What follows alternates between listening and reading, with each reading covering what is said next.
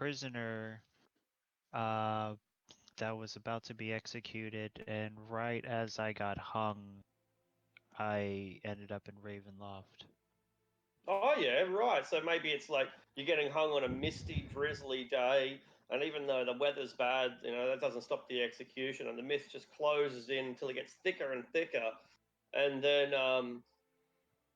they pull the gallows. Everyone hears the snap of the neck and the opening of the trapdoor, but when the mist finally clears, there's nothing but a dangling empty rope, no sign of a body, and people just assume that you must have gotten away somehow.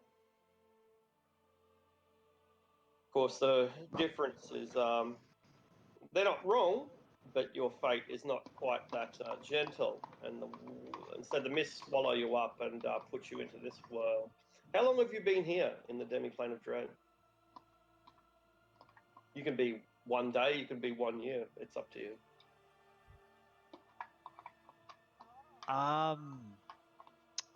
Where you guys ended, you said it was a battle and 2 party members died? So 2 party members died last session. This is a different battle to the battle that I'd mentioned. The battle I had mentioned was that there was this wizard. We don't know too much about him, but we do know that he'd gathered like this small militia / army together, and he attacked Strahd's castle to try and kill Strahd. But they got their fucking asses handed to him. We don't know if he got killed or not, but it sounds like he got killed.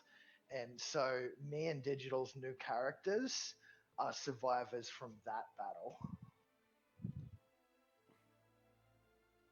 You can be too if you want. Yeah. It's separate to the battle where we had 2-player characters die, but we figured for new characters coming in, that's probably the easiest way to do it. If you want, since it's probably the easiest, you can be with these new characters, the twins, but also you don't have to. We're in a little village as it is now, one of the safest parts in the whole valley. So you could also just be someone who lives here as well. In either case, you can come in almost immediately. I would not rate this amongst the safest. What do you think? Barovia is better? They're getting a bad review on Yelp. Or Valaki?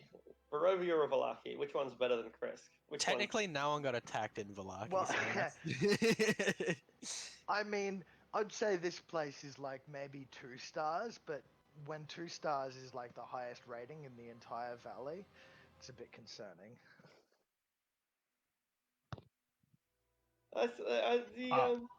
The tavern was pretty safe, but anyway, yeah, you were saying? I love the tavern. I haven't logged on to Roll20 yet, but when I last checked, I did not have the game invite or a character sheet. It's in the chat. If you scroll up, like, scroll, Arctic's linked it. Like 3 or 4 clicks up. And there should be a spare sheet. Doesn't look like anyone's He has claimed this pinned one. it. No. You do not even need to scroll. Yeah, I have pinned it. Yeah. You just need to make use of these excellent Discord features brought to you by Discord.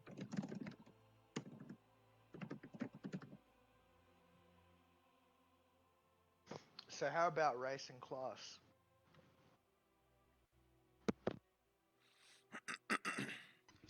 You don't want to be surprised by the immersion of role-playing? I mean, that's exactly what we're doing. Okay.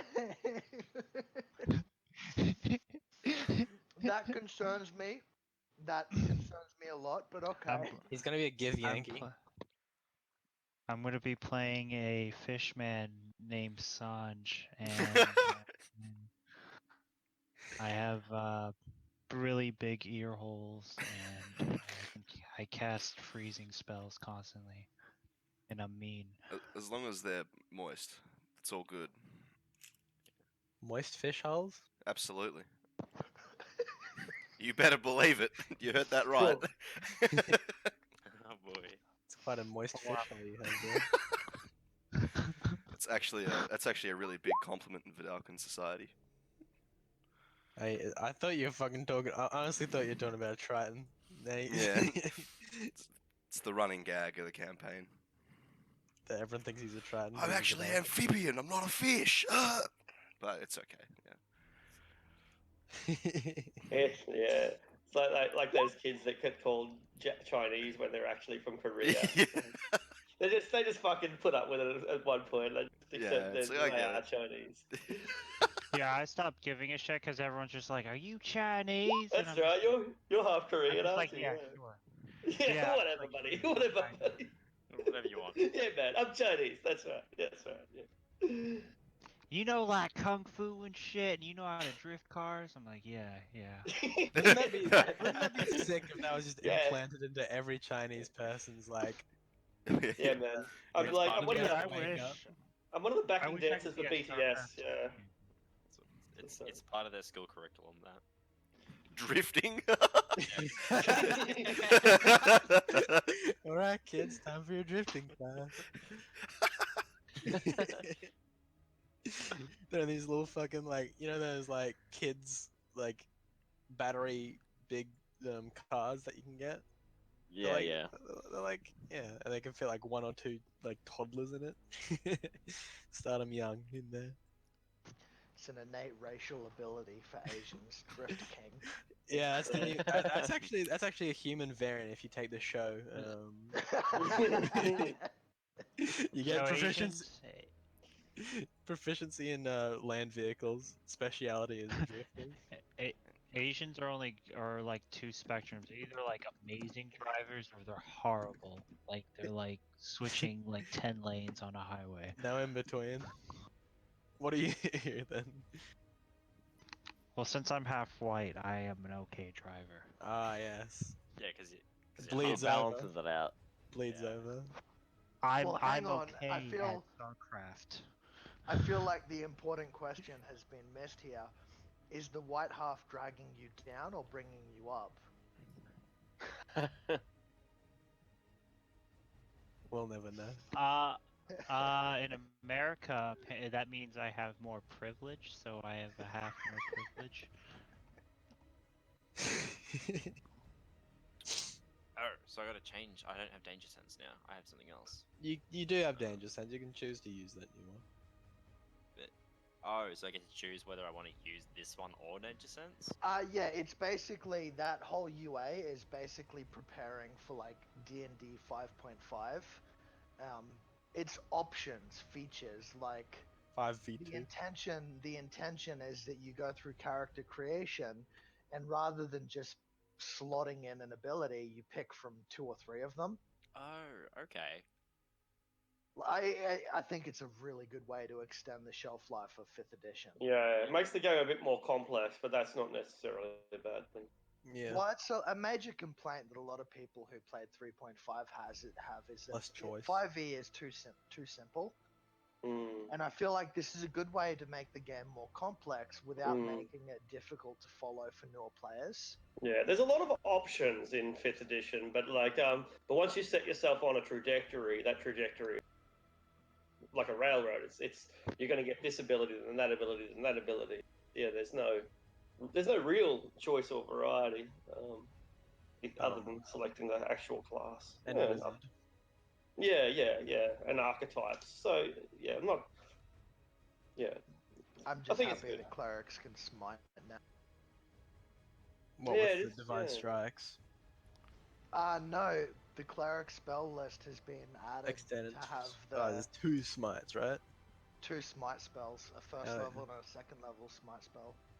So clerics can smite now. Wait, is that like in effect, like as of right now? Is that a thing? Because I haven't really looked at that. If I that's the linked case. It's the It's in latest the list. UA. Okay. If you add that to all the classes they've been releasing a lot of UA classes recently. I reckon they're loading up for a PHB 2. Yeah, it's obvious. It's that they're gonna make up. In second edition, there's a thing called skills and powers, and I think that's what they're going to be modeling it off. It's not a new edition of the game. It's not that different, but they are different options that rebuild the classes from the ground up. I'd love that. Yeah, absolutely. a book that you can follow that you don't need, but you can follow to make some of the classes more complicated would be really, really good for 5. Yeah. Anyways, It would make me make Should an we- Ironbreaker dwarf better. should we be starting? Well, we should. Mm. All right. So, I know we just covered your character a bit, Billy, but what are you again, or have you not decided yet? I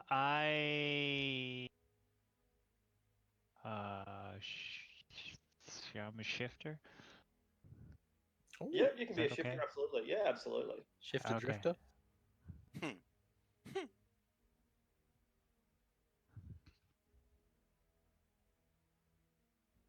You're still making your character up, though, aren't you? Yeah, I just gotta finish the stat part. But if Cool. you want me to just message you when I'm done, No, Like, no, it's 'cause, all good. yeah. It's just I was just wondering whether I'd put you into this first encounter or not. No one, the other new characters in, the two twins can have you got character sheets? I see Djukovic still there. Vlad and Victor. Vlad and Victor. Okay, cool. Yeah. I Excellent. didn't realize I was supposed to overwrite the other one. No, don't. Please don't. No, I prefer that you didn't. Some people Put do. Put him in a dead section. Yeah, yeah, something like that. We have the death Arctic toll. likes collecting trophies. Oh, okay. I guess that's a way of putting it. Yeah. Yeah. Okay. Trophies.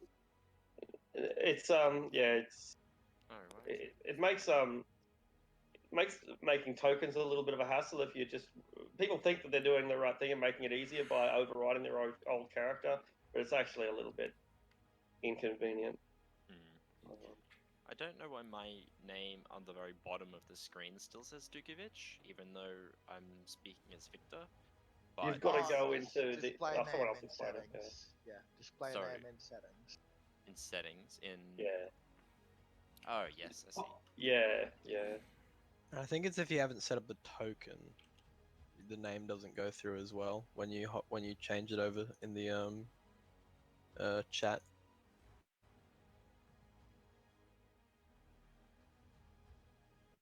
I can be Alright. pumpkin. Think about that damn donkey every day. Hi. Oh no, it's from the talking from the grave. I'm going to get rid of the dynamic lighting on one of these walls, So you can see. so you can do a bit of seeing, and it'll make it easier to introduce the new characters as well. They come from that way. Yeah, or maybe up here on the oh, that's lower though. Yeah, so That's- up higher. That's Yeah, right. Where should we? It's Put really yourself- deep. put yourself somewhere on the ledge of this this 800-foot mark. Around there? Anywhere's fine. Yes, there we go. There. Yeah, on the 800, not on off the side of the cliff. So you're Can you 100 see? feet above us? No, I can Not at only all. see from other stuff. Cool. I won't make your character up. Well, I suppose I better make it up properly. You don't have dark vision, do you? I have we 60 feet. do. We're both ASMR. All right, 60-foot dark vision. So 60 and 0. Has sight. 3. Location. Bottom overlapping. Aura 1. Hit points. There we go. Alright. Okay, cool. Because this is a big map, it'll probably have the effect of every time we put you on a map, you're going to be tiny. But well, So yeah, I'll also need the same. yeah, We are all tiny. yeah. It's an unusual thing that Roll20 does like that. I think it's just the map scale.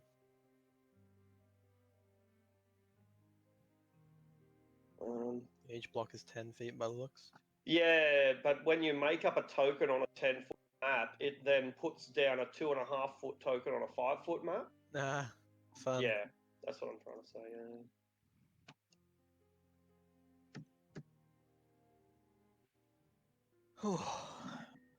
You guys are 100 feet up.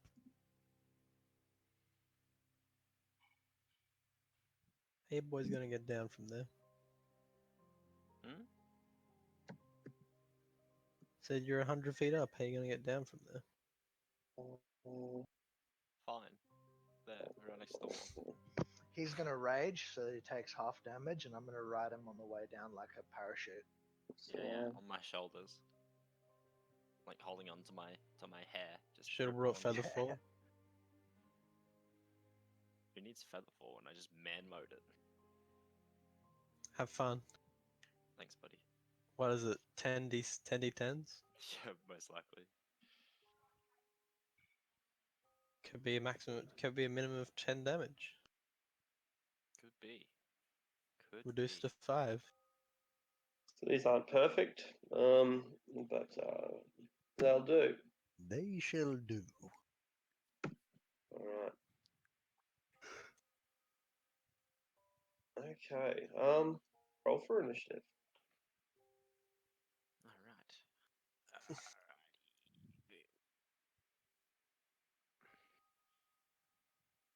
Oh, whoops. I accidentally have that point stuff on.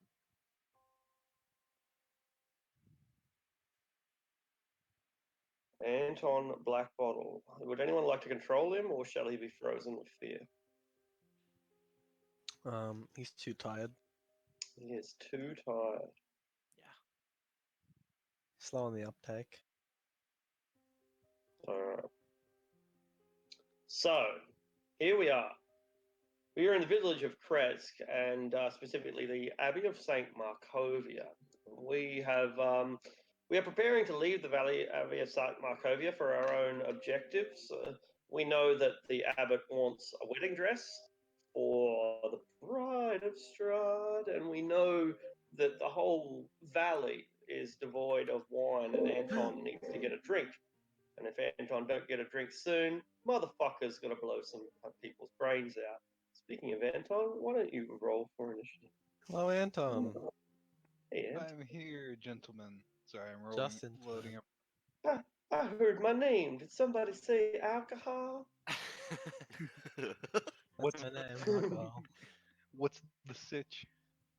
We are about to begin. We've been sort of waiting for you a little bit, but we've got new characters as well. Billy's just joined, so we've got a new player and the new characters. So we're just about to begin. When you get in, you can roll for initiative. Until then, we'll assume that you are held in terror and He's fright. there. Just call me Anton Booze Bottle. There we go. Haha. Down Hoo-hoo. Bull battle. So we're in the Abbey of St. Markovia. We're about to leave Kresk. We know that we want to get perhaps a wedding dress and certainly some wine from the Wizard of Wines.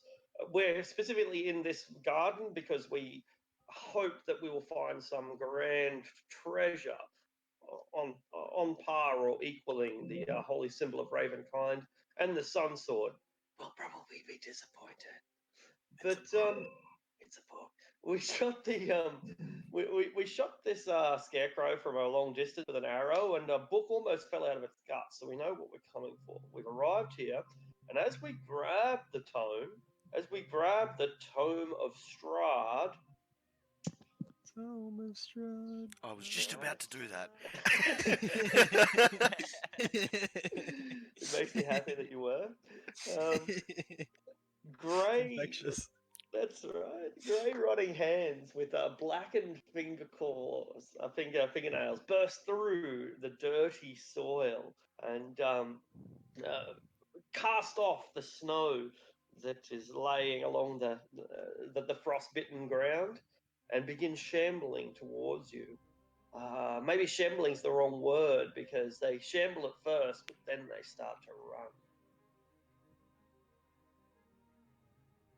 Vlad, you and your brother Victor are in the village of Kresk, which is one of the safer parts of the Valley of Barovia. You've been trapped in Barovia for fuck knows how long, at least a year. You came here and you were part of a attempted coup that fell astray.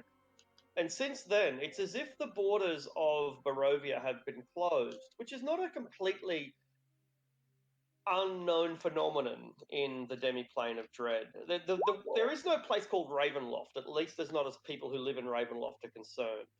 It just doesn't exist. It's a concept that people from foreign worlds have placed on the citizens of the demiplane of Dread. As far as they're concerned, they're made up of a whole bunch of independent city-states or realms that happen to be surrounded by mist. It's just the way life is for most of them. Anyway, you've come into the borders of this village of Barovia, and like an iron curtain, the borders have descended upon it. A poisonous fog prevents anyone from escaping except the Vistani. So you've been stuck in these 3 shitty towns for over a year, trying to escape the wrath of a tyrant that you attempted to overthrow, and it's only a matter of time before they catch up with you. You probably found it quite safe here in Kresk. It's hard for the wolves to get to you, and the werewolves as well. You obviously know about the existence of werewolves, or you wouldn't have silvered weapons. And that's where you are now. For the past 24 hours or so, the village of Kresk has been in a bit of a disarray as a group of yet another weirdo strangers heavily armed with magic and technology from some other world have come and disrupted the local life. Well, for most people, that's annoying, but for you guys, it probably presents a unique opportunity, the first one that you've had since the failure of the coup. So that brings us up to where we are now. You've been observing this party for a couple of hours, maybe as much as an entire day. You saw them go into the Abbey, and now you've seen them come out again. You're perched up on a high point, observing the garden. When they go out and start stripping the scarecrow, that's when the dead rise from the ground. Do you care enough to intervene?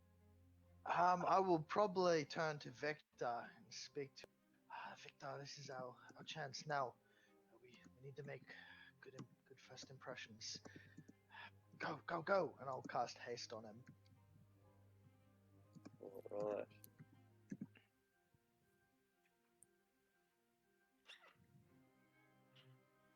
Looking at the difference in hit points between the brothers, that's pretty significant.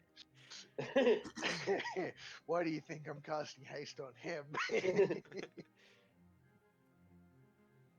All right. You are suddenly filled, Victor, with the speed of 1,000. I was going to say wolves, but that might be the wrong word. Ravens? I don't know. Anton, would you? Oh, you've rolled initiative. That's good. Awesome. Okay, cool. So Mindatus, you see a pair of forlorn, mysterious, mismatched figures observing over this very low 3-foot stone fence. But the dead are rising, even as we manage to secure our prize. I kind of think to myself, not another bunch of weirdos to tag along. But I'll turn to this one over here, and this one here. Sorry, I'm gonna cast Flaming Sphere.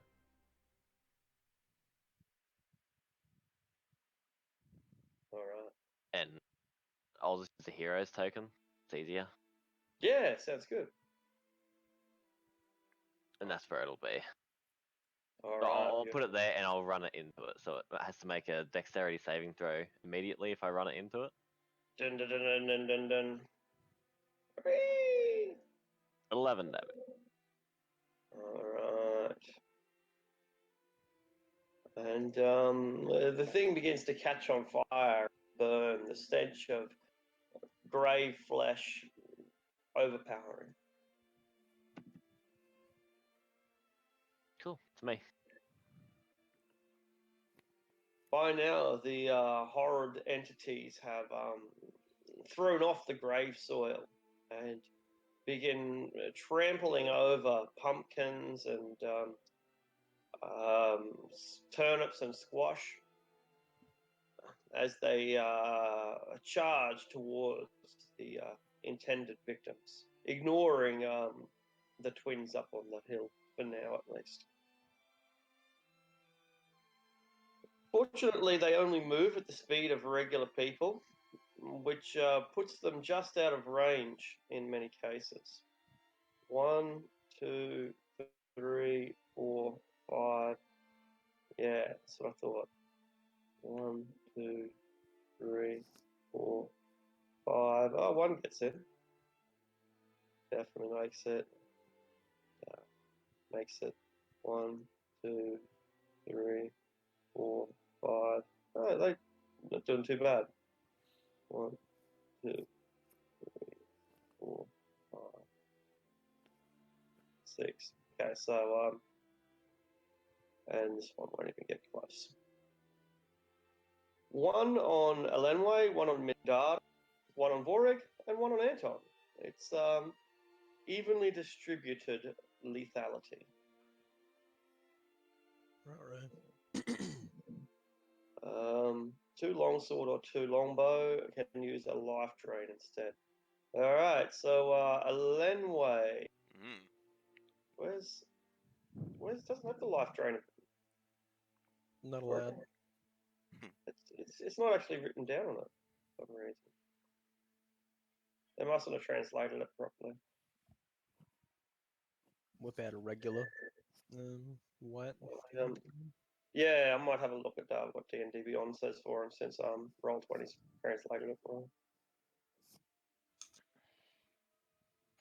him. Life drain, here we go. +4 to hit, etc.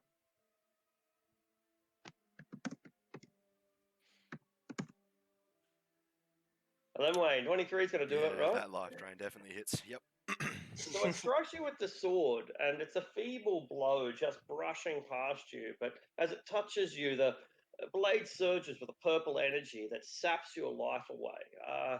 Constitution DC 13. DC 13, sure. Oh, sorry, that's Dex, my bad. 12. Fails. Not enough. So, it's, you suffer 6 points of necrotic damage, but worse, you feel your very life force drain away, as that necrotic damage is transferred directly to your maximum hit points. Right, okay. Now, just in terms of, because I'm pretty sure I have aid on me. Now, does that reduce the aided increase? Because it's 60 with aid, 55 without aid. Do they both come down? I imagine they would. Yeah, Okay. that's right. Sweet. It Okay, still cool. goes. Yeah, it takes your temporary. It takes your temporary hit points, but it also takes your max hit points. Yeah, cool. Okay, So- yep, sweet. It increases max hit points Yeah. temporarily. Oh, it increases max Yeah, temporarily. that's Right, fine. right. That's cool. Great. Oh, it increases. It would eat the temporary max hit points first. Yeah. So you'd only take one actual max So you'd have hit point then. 54 or Yeah. whatever. How many temporary hit points did you have? So it's 5 with aid. So yeah, aid just gives 5 HP. So yeah, the way that works is that you lose your temp, and then you lose an additional 1 from your max hit points. Okay. Yeah. Right. lose Yeah. 6 So points of damage. yeah, sure. Okay. So 64 brings me. Yeah, Yep, that's cool. temporary hit points can be a very good buffer against max hit point draining abilities, Sure. but the overlap does carry over. Yeah. Sweet. All right. Awesome. Thanks for clarifying. Cool. I'll just put a zombie into our pets and effects so that Mindar has Yeah, cheers. a zombie ready. Just for when you go summoning some zombies. Nah, 6th level feature. Fungal infestation. Alright. You get your spore zombies, basically, isn't it? Yeah. Yeah. Sick. You get your Last of Us zombies. Alright, duplicate.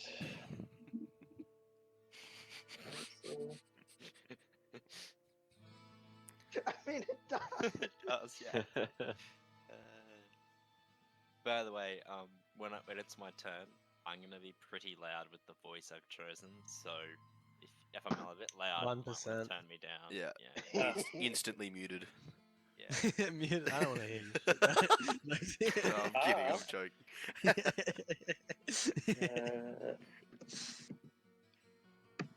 Fungal zombie. Fungi. Does it have full hit points? 1 hit point, I believe it comes with. That's what I Because you need to thought. stand up immediately with 1 hit point. Hell yeah.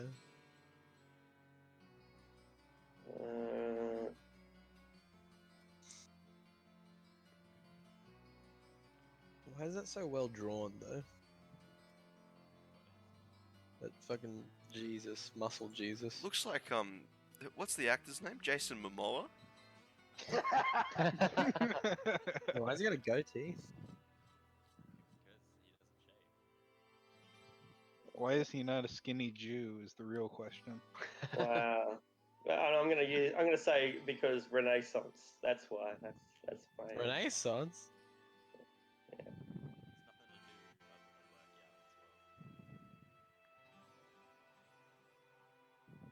Welcome back, Billy. Zombie's nearly done. I think you still got like a million other attacks to do. Come on, zombie. Zombie can't see, can he? Has he got dark vision or anything? Anyone? I don't have it just yet. Zombie vision. It's when something dies. What level is haste, by the way? Third. You should also be doing something when you do that. Oh, right. Yeah. Yeah. Oh yeah, good call. Did we just turn to level 5 or level 6? Level 6. Thank you for reminding me of that. That's right. I also play one, um, so it's a bit hard to keep track of. I can send you a code that automatically does it whenever you do anything. I'll just set up a button on the bottom there. You don't want a code that, like, as soon as you press a spell, it just does it for you? Nah, I like pressing a button. Okay. Alright, zombie. Maybe made up, I think. Alright. Cool. That should work from now on. Yep. Okay. So that was the first fight that we managed to get through.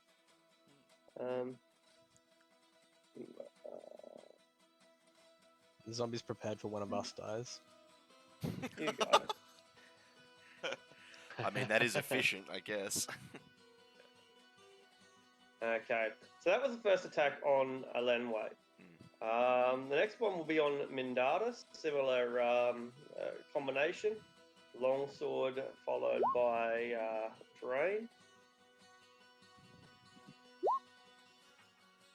The first one hit. It does Yeah. it? Right. Yeah. So you're cut open by the blade, but the strength of your life force is enough to prevent it from draining your own.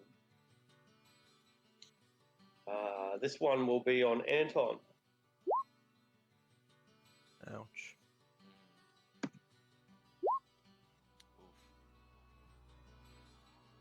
Anton, you may roll a Constitution saving throw. My AC is 15, so that first one misses. Right. No, The your first one was a second one's 19. Yeah. It's 19 and an 18, a 22. It's Yeah. Oh, okay. yeah, the 14 was against a different character. Is that Yeah. a Constitution save? That's right. Yeah. Fuck yeah. All right. So you managed to prevent it from draining most of your life. You still take the damage. You still take the 10 and the 4, the 14 in total, but it doesn't come off your maximum hit points. This one is against the remaining character, against Vorig, and it doesn't look quite as effective. Hope not. Nope. 8 and 7. They're not finished though. 3 of them put arrows into Alenway, raising their bows and firing. 1, 2, 3. The first hits. Unless they have advantage for whatever reason. They do not. Excellent. Okay. So Victor, you feel the surge of speed run through your veins. Your brother's rather familiar magics, triggering a ferocity in you that is almost unnatural. Yeah, my arm bones kind of pop and like the veins start to burst and he starts like jittering. He's like, ah, thank you, brother. And he just starts like sprinting towards the fence. Oh, are we 100 feet up or are we just near the fence? No, that's just a well, you are. It's hard to explain, but there is a tremendously large slope. Yeah, so it's really, really steep where you are at the moment. Okay, Yeah, so we are we appear to be at the difficult- base of the slope. Yeah. Okay, are we like in difficult to terrain then, or? Well, it will be difficult terrain until you get over the fence. Yeah, the fence, Okay. because the fence is like 3 feet high, which would be difficult terrain in and of itself. So, short answer is yes until you're inside. Okay, so that'll be 10. So I'll just do this. I'll go 5, 10, 15, 20, 25, 30, 35, 40, 45. At this point here, I am actually going to rage. All right. And as such, I have to roll my wild rage. I roll a 3. I conjure 1d4 intangible spirits that look like flumps in an unoccupied space within 30 feet. Each spirit immediately flies 30 feet in a random direction. At the end of your turn, all spirits explode and each creature within 5 feet of one or more of them must succeed on a dexterity saving throw or take 2d8 force damage. Oh, Yeah, Jesus. that's unpredictable. It is very unpredictable, yeah. Jesus. So, I'll slowly read that again. It said 1d4. Just ping it so I'll if you roll- can. I can. Up, and I'll roll. Only 2. 2.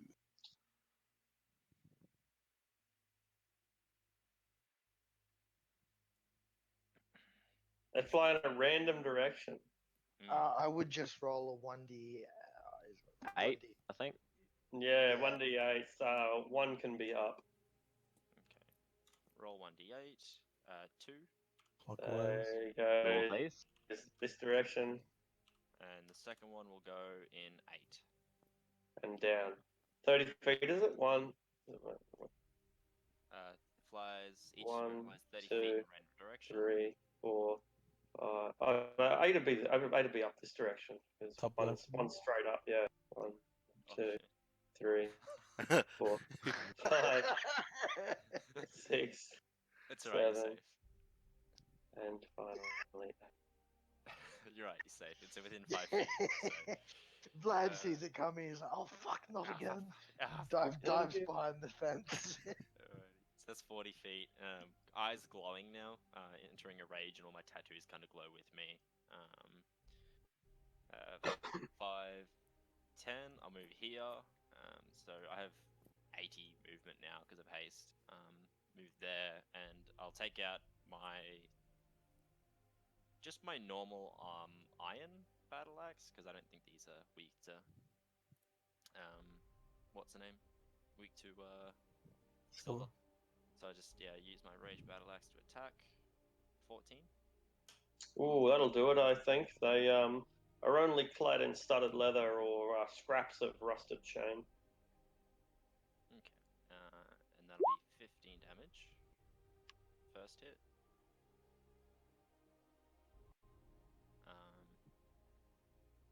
And then I guess I'd make the second attack at 21, which I'm guessing will hit.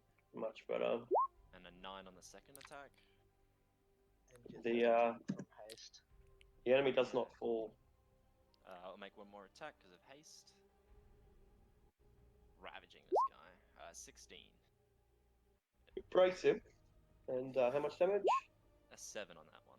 Alright, but it fights on, sustained by the unholy life force, which keeps him going. Okay. It's raging. And that's my turn. Boom, boom! The flumps explode.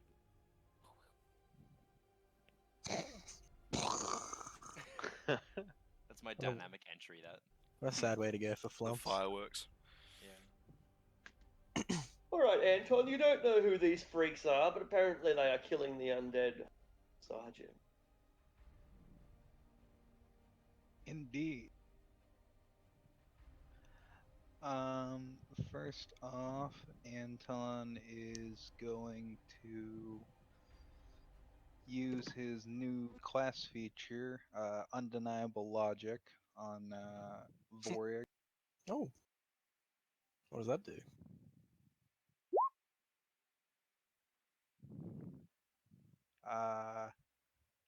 So roll. Sorry, I need to check make sure my bardic die is still a decent.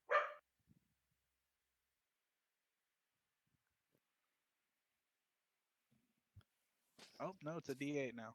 So roll a D8 and you get 8 hit or that many hit points. Okay. And advantage on the next saving throw. 2. Yep. Thank And you. then Anton is going to turn to the white that just attacked him and attempt to cast Bestow Curse. Oh. Alright. Charisma save? Wisdom save. Roger, roger. Fail. dare So the effect I choose is it has to make a wisdom save at the start of every turn. If it fails, it wastes its turn doing nothing. Excellent. The irony. Yeah, so for his undeniable logic, Anton turns to Vorg and says, "They're already dead. It can't be hard to kill them again." Oh, fuck, he's right. How am I moving when I'm dead? This isn't science. What is this bullshit? This is Magic? beyond science.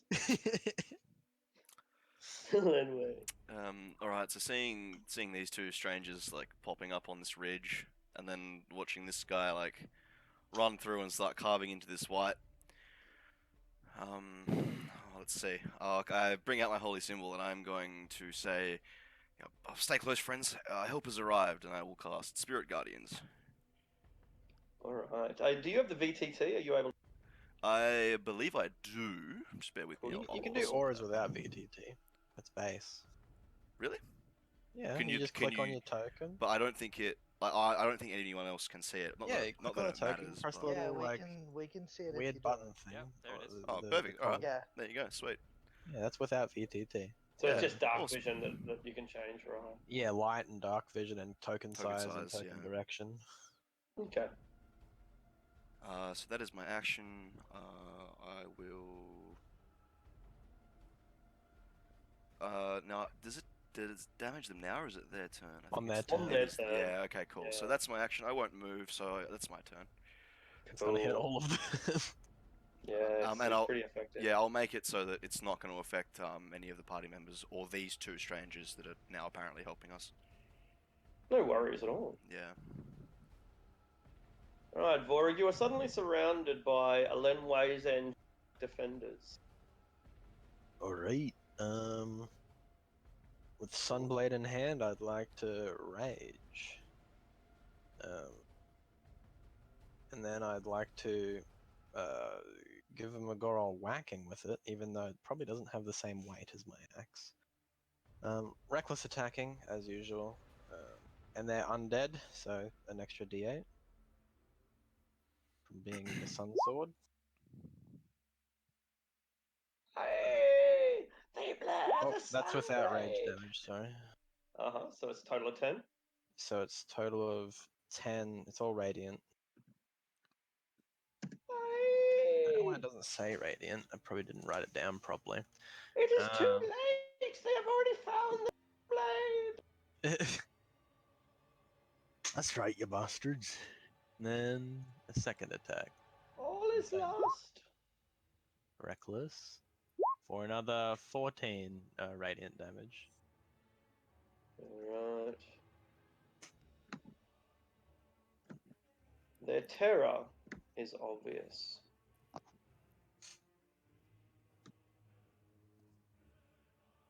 I would like to end my turn there. Alright, Vladimir, this battle that you have instigated appears to be going better than you'd anticipated. For one of the companions that you have noticed or joined has borne forth a great amount of holy energy and seems to be surrounded by angels. You haven't seen this level of magic since the failed coup. Yeah, maybe we've even got a chance of killing that devil in his cup. So that'll be 20 to get to there. I shall move an additional 10 feet. And am I within 30 feet of that one? I am. I shall use my Tides of Chaos to give myself advantage on this, and I shall fire my pistol at the one that Victor has already attacked. Boom. Boom.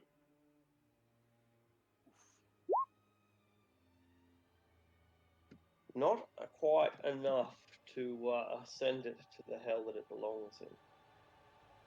But you do put a hole straight through it, shattering its bones and leathers.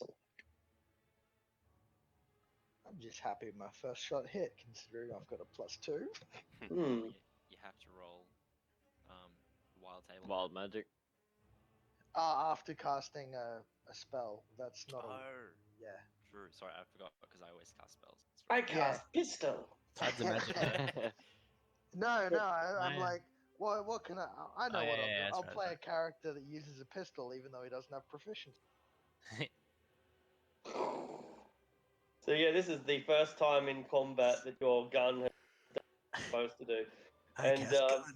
you know, your brother's the like you would see the bullet just past, and as far as your brother can't actually use a gun. So why is he firing one over your shoulder into combat? I've probably hit him in the ass with a musket ball more than a few times Ow. before. Yeah, I've got some Savage. holes in my back, like some Oh my God. bones. That would be enough Those for me to two make believe images it. are perfect summaries of our two new teammates. Just the ripped Jesus and Gandalf with an AK-47.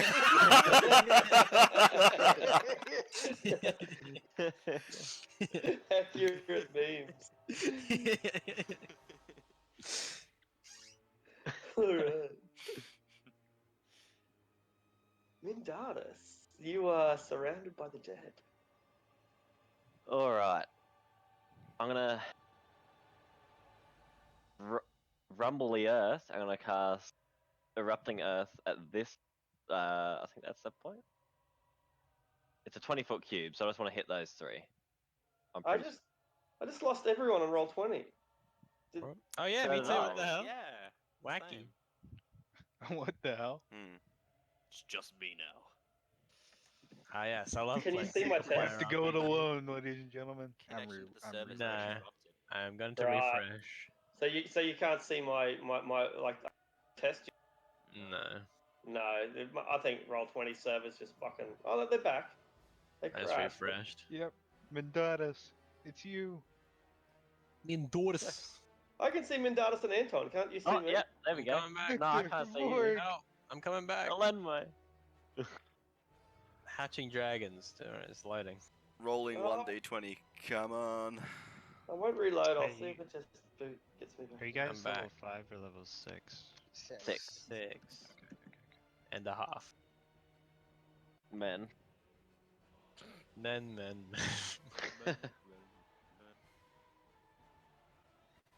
Okay.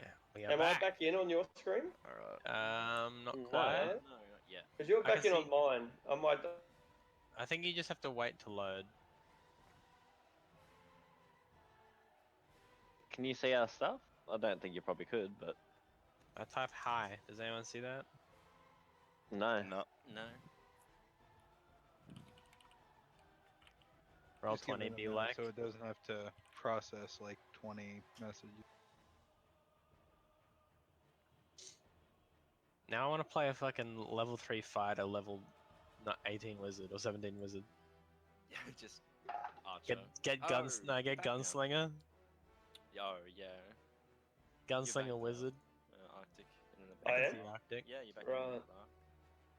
I don't know if the rolls will Yeah. come through though. Oh, connection Initiative to the tracker server has been. came back up. Oh yeah. Yeah, I think it's loading everything. Come on, you can do it. Roll 20. I believe. Look at their status site, see what's going on. She believed. Well, the status- yeah. Is that What? she believed he lied or whatever the fuck it is? Yeah, Oh yeah, my yeah. god! So Took me a moment. I'm but like yeah, so frustrated. I like understood the reference. Yeah, me too. It's like, we obviously spend too much time with On the internet, yeah. Fuck. Seriously, gonna like rethink my life choices after this game. Hey. Respect this. There we go. I think we're good. Spiv. What did I miss? So many things. She believed. Hey, here we go. Oh. you don't I spend see- enough time with them. No, I just see a got- D4, I see a test, and I see dingleberries. Elenway's typing. Oh, And Bland Domin's Black typing. Bottle is also typing. Arctic is Strahd is also. typing. Wait, Strahd is. Mwah. Oh no, he's here. He's gonna come down to the fucking Fuck gargle. ceiling again and yell at us and Yeah. liquefy, like, and just eviscerate all our water. Like, that is the biggest pain in the ass wizard ever. He just like comes in a cloud and goes, haha, and just destroys your water sources.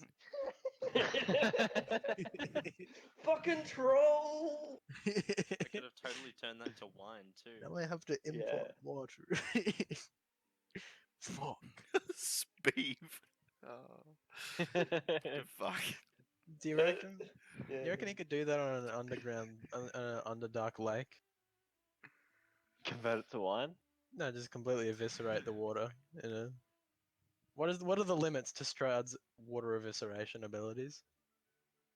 I feel like he'd just make it like boil instead. I mean, I'll have you know that coal lightning still works underground. You just get an extra dice on top of it if it's outside. And it's only if there's an already Storm. formed storm. Does that count in Ravenloft? I mean, I mean, Cloudy. it's- Yeah. It's not storming though, is it? you never know. My god, whenever Strahd casts his damn storm cloud, and we can just cast it again. Does that work? Alright, coal lightning. We'll find out. Could you Zap stack him- coal Zap lightning? him with his own lightning bolt. Fuck you! No, you ever fuck smite a you. motherfucker in his own domain? You come to my house. Are we all in roll you 20 kidnapped again? my or- wife. I think so. Mm. Yeah, So is it I think we're good. Mindara stuff? Yeah.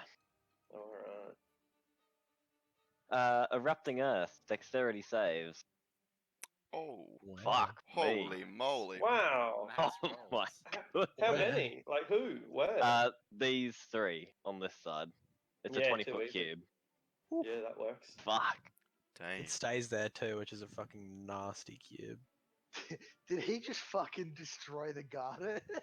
Yeah. What, they aren't using it, obviously. They fucking have like white sitting. Um, Ooh, one 2 of succeeds.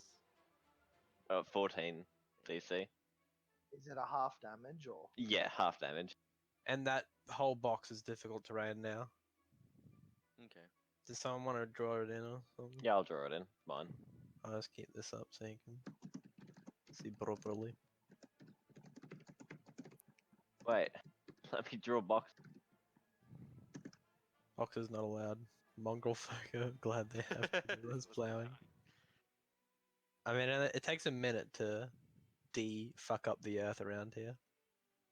So yeah, that's easy. We'll just 17 have to on plow two? each other. Oh, 17 on no. 2. Hang on, what?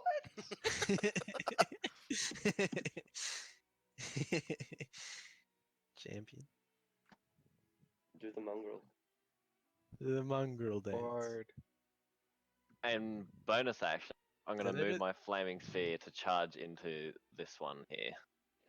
Which Neat. disintegrates before you can even get there. Never mind about that then. Where was he? Just fuck it, it'll be right. I didn't think he'd get to anyone else anyway. Do the mongrel mash. Who's graveyard smash? When you're a wizard combining different animals, I do the mash.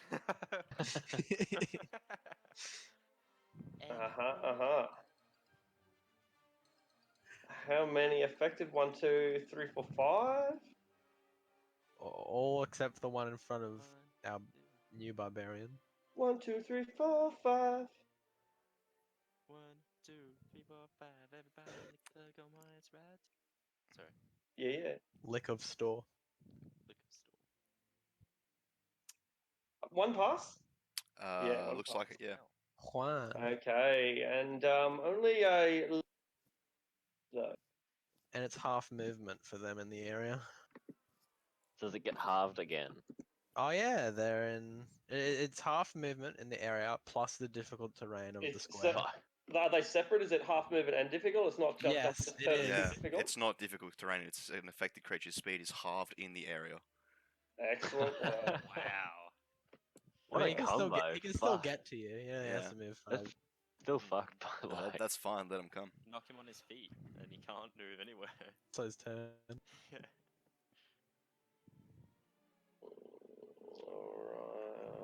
Alright. Okay, finally moved their hit points down. So yeah, half speed would reduce it from 30 to 15, from 15 to 5. 5. Bam, bam. 5. That's all he needs. Okay. The one on Victor to the north slashes with both hands on its blade and then attempts to drain your life. Let me just try and, because we reset everything, I lost my page. Yeah. My AC shouldn't be 12. It should be more than 12. You can. There's a custom AC thing, but it's your 10 plus con plus dex. Yeah, I'll just quickly get up my. Yeah, there's a button you have to put on in the settings, but it's 10 plus con plus dex. It is. Pretty sure it's 15. Yeah, it's 15. 15 armor. So, longsword doesn't hit, but the drain will hit. All right, the drain will hit. And a terrible feeling it is, as your life is replaced with necrotic energy, that it doesn't completely take the life force so much as convert it into an animating force. So when you die, your body will rise from the grave, which is kind of convenient. So just a DC 13 con saving throw. That's right. It's 3 points of damage, and you have to make a DC saving throw. 3 comes off your maximum hit points as well. You're fine. I am resistant to necrotic damage too. Oh, really? So you only take it only becomes 1 necrotic. Okay. I just laugh at him as he tries. There's the thing Reese in the chat as well. Okay. Screenshot. These two are on a Lenway. 2-handed swords Mhm. and a couple of drains as well. So the second sword and the second drain both hit. Alright. Was it a D6 plus 2? Is that how much the drain is? I think so. Yes. Yeah, And it's D6. a con save for the drain, isn't it? That's it. Yeah. The drain. Yeah, you take the 4 points of damage, Yep. and if you fail the DC 13 con, it comes off your max. Okay, so this is the con save for that. Cool. It's DC 13, right? Yes. That's Sweet. right. And then this is the 2 concentrations. You're doing just fine. Mindatus, 2-handed longsword. Miss. And some necrotic energy. Miss. Not this time. Anton, the same. The one I just cast a spell on has to make a wisdom save. At the start or end of his turn? Start. It fails, so it spends its turn doing nothing. It is feeling wretched. It howls and whines and regrets its life decisions. It's cursed. Yeah. It's not my fault. I'm a victim of circumstance. Those are at advantage, by the way. So roll that d20 again. All Again, right. if it's against Vorag. It is against Vorag. Miss and miss. Pathetic. Just catches on my spiked armor. Not so much a white as much as it is like an off-white or a bone grey or something. It's not Yeah, really terrible. Terrible. Not a pure blood. Not pure. Nothing pure about it. Pure unblood. Can't even spell its name right. Victor! Get sick of this fool. Rage Great Axe. Ugh. 19 hit. Savage. That is 15 damage. that is unfortunately obliteration for the white. Big old Moment of uppercut. silence, please. And as I kill him, my eyes dart immediately down towards the other people. And I go 5, 10. You rush into the vengeful angels and they part for you. They do not harm you. Didn't even give him a thought. Huh. I just trudge through the broken earth and I just run at this guy, both hands overhead, crushing his skull. I'm gonna use. Do I have to say reckless before each attack, or do I have to do it at the very start? It You lasts can the say whole whatever. round. Okay, never mind. That's alright. I'll go without it. Yeah, reckless applies to all attacks, so attacks of opportunity, etc., for the whole round. Okay, and the last 2 attacks I'll use on this guy here. Aha! So 17, I guess, would hit. 10. Oh yeah. No. That's right. Just 17. 11 damage on him. And I give out like a almighty just battle cry as I run into the weird angels and floor and everything. You hack into the back of his livery and you drive your axe straight through the pattern of Strahd's heraldry, much like, and it reminds you briefly of the herald flying over Castle Ravenloft the day the coup failed. Anger is boiling. Cool. Anton, these must have once been professional soldiers, but their chainmail has rusted and their leathers have rotted. Yeah. With the one safely immobilized, Anton's going to step away from it. And on the other one, he's going to attempt to cast Phantasmal Force.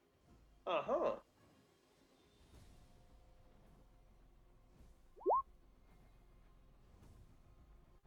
So it has to make a DC 15 Wisdom save, I believe. Right. Not an intelligence save? Oh, it is intelligence, my Is it? bad. Right. Okay, cool. Fails. So I can create. Okay, I can create any type of light or any type of phantasm I want according to it, and it treats it as real. Could I create like sunlight with it? Ooh. I would say not, but it's a good Alright. question. He can make the white believe it's sunlight, but it will Yeah. not trigger any weaknesses or anything. Yeah, that's Yeah. Like it'll That's it'll how take it works. 1d. The spell specifies 1d6, so it will take 1d6, and it will But- feel like, and it will think that is Hmm. sunlight burning it, but it will But not it be won't real be- sunlight. Yeah, it won't affect sunlight sensitivity or vulnerability or whatever. If they have sunlight Yeah. stuff, and they're within 15 feet of me, I've got sunlight come from. All right. Well, they have sunlight Oh, sensitivity. 30 feet. Ooh. Well, there you go. That should have been rolling a disadvantage. Yeah. My bad. Should have I said figured that they at the had time. something like most creatures in this place seem to. Yeah. But, If okay, so yeah, in that case, I'll just create like a big fucking dude made of fire, like something to draw its attention and hurt it. Terrifying. Absolutely. If a white can no turn. So Yeah. it takes 1d6 damage, fire Alright. damage. Aye. and then I'm going to turn to Elenway and say, "They're dead, Elenway! Just kill them again!" And use undeniable logic. Great. Why didn't I think of that? I beseech So- thee. So that's a D8 healing? D8 temp hits plus advantage on next saving throw. Oh wait, Oh, I neat. should have temp hits. It's D8 healing, not temp hits. Oh, is it? Oh, healing. Sorry. You can roll for that if you like. Yeah, great, awesome. I don't want to be blamed. And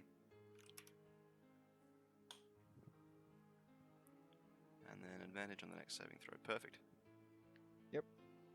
And then wait.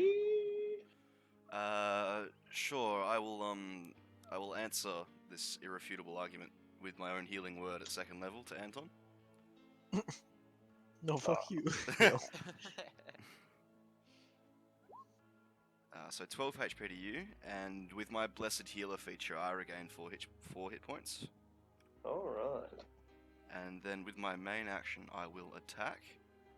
So the mace comes through in the main hand, this white in front of me. 15. Crunch. 4 bludgeoning, and then the silvered short sword in the offhand. 12. Oh, 12 is close. It will not quite do it. No, okay, fair enough. And that is my turn. Okay. The snow, which was steadily falling at the beginning of the battle, has begun to ease. The wind has begun to die down.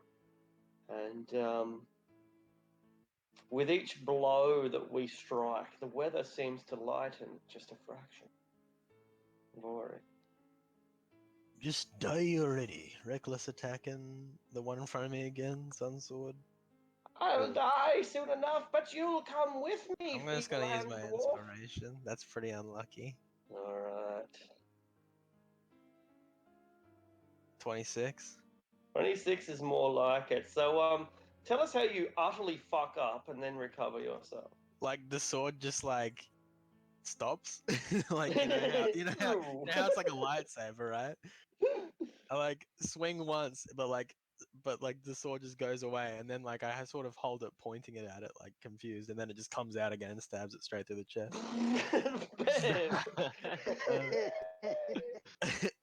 For 16 radiant damage, Explosion. and then I'll stomp to this one and also attack him with the sun sword. Shing. It is explaining to you how life. So he's like not even caring about the fight. Shut up. 17 radiant damage. Alright. And the creature continues to wail. Does that drop the enchantment? Is it? No. Uh-huh. Yep. It's Alright. basically like the only thing that can remove it is by stop the spell. Wail, wail, woe is me. Oh, bonus action. I forget that I have these. I'm gonna You do. shoulder barge him with my spiked armor. Bonk. Easily. Is Oh, that, is don't that worry the about sound don't it worry makes? about the radiant. Just another 2 on top of that. Right. It's a 7 damage. That's all piercing. That would've been Blade. hefty. Begin to shred him. Yeah. Yeah. Start But, blendering him. Indeed, that's right. Like hacking off rotten meat from the bone. One day, some big monster's gonna eat you whole, Vorg, and it's gonna be the worst mistake it ever. I'll be a. That's- What if I make myself into a suppository for it? Ooh, that's even worse. Yeah. That's how we kill this rat. Probably be more effective, but up to you if you want to go that route, brave warrior. He's covered in rotten meat all the time. It doesn't matter. Yeah, there's a difference between rotten meat and digested meat. Spoiler alert, that's how they killed Thanos. Thanos. Ant-Man, the motherfucker. Yeah, someone cast reduce on me, and I'll go up. I'll grab Strahd's ass. Oh my god. Yeah, That should have been you two guys' like combo strategy. God. What's to make you think that we haven't already got that combo ready? Go up his ass and use my wild rage. Loose to explode in his bum. All right, here's the plan, Victor. You crawl up his ass and then you unleash the exploding flumps. That is a little bit gay, isn't it? It's a bit like an intellective devourer, but with your ass. So naturally, we call him the ass devourer. I'm an ass eater. Multiple bit. So Vlad will come down and he'll raise his pistol to take another shot and be like, oh, fuck, I haven't reloaded it yet. And then he shall instead raise his left hand and cast Magic Missile on the one in front of Victor. Alright.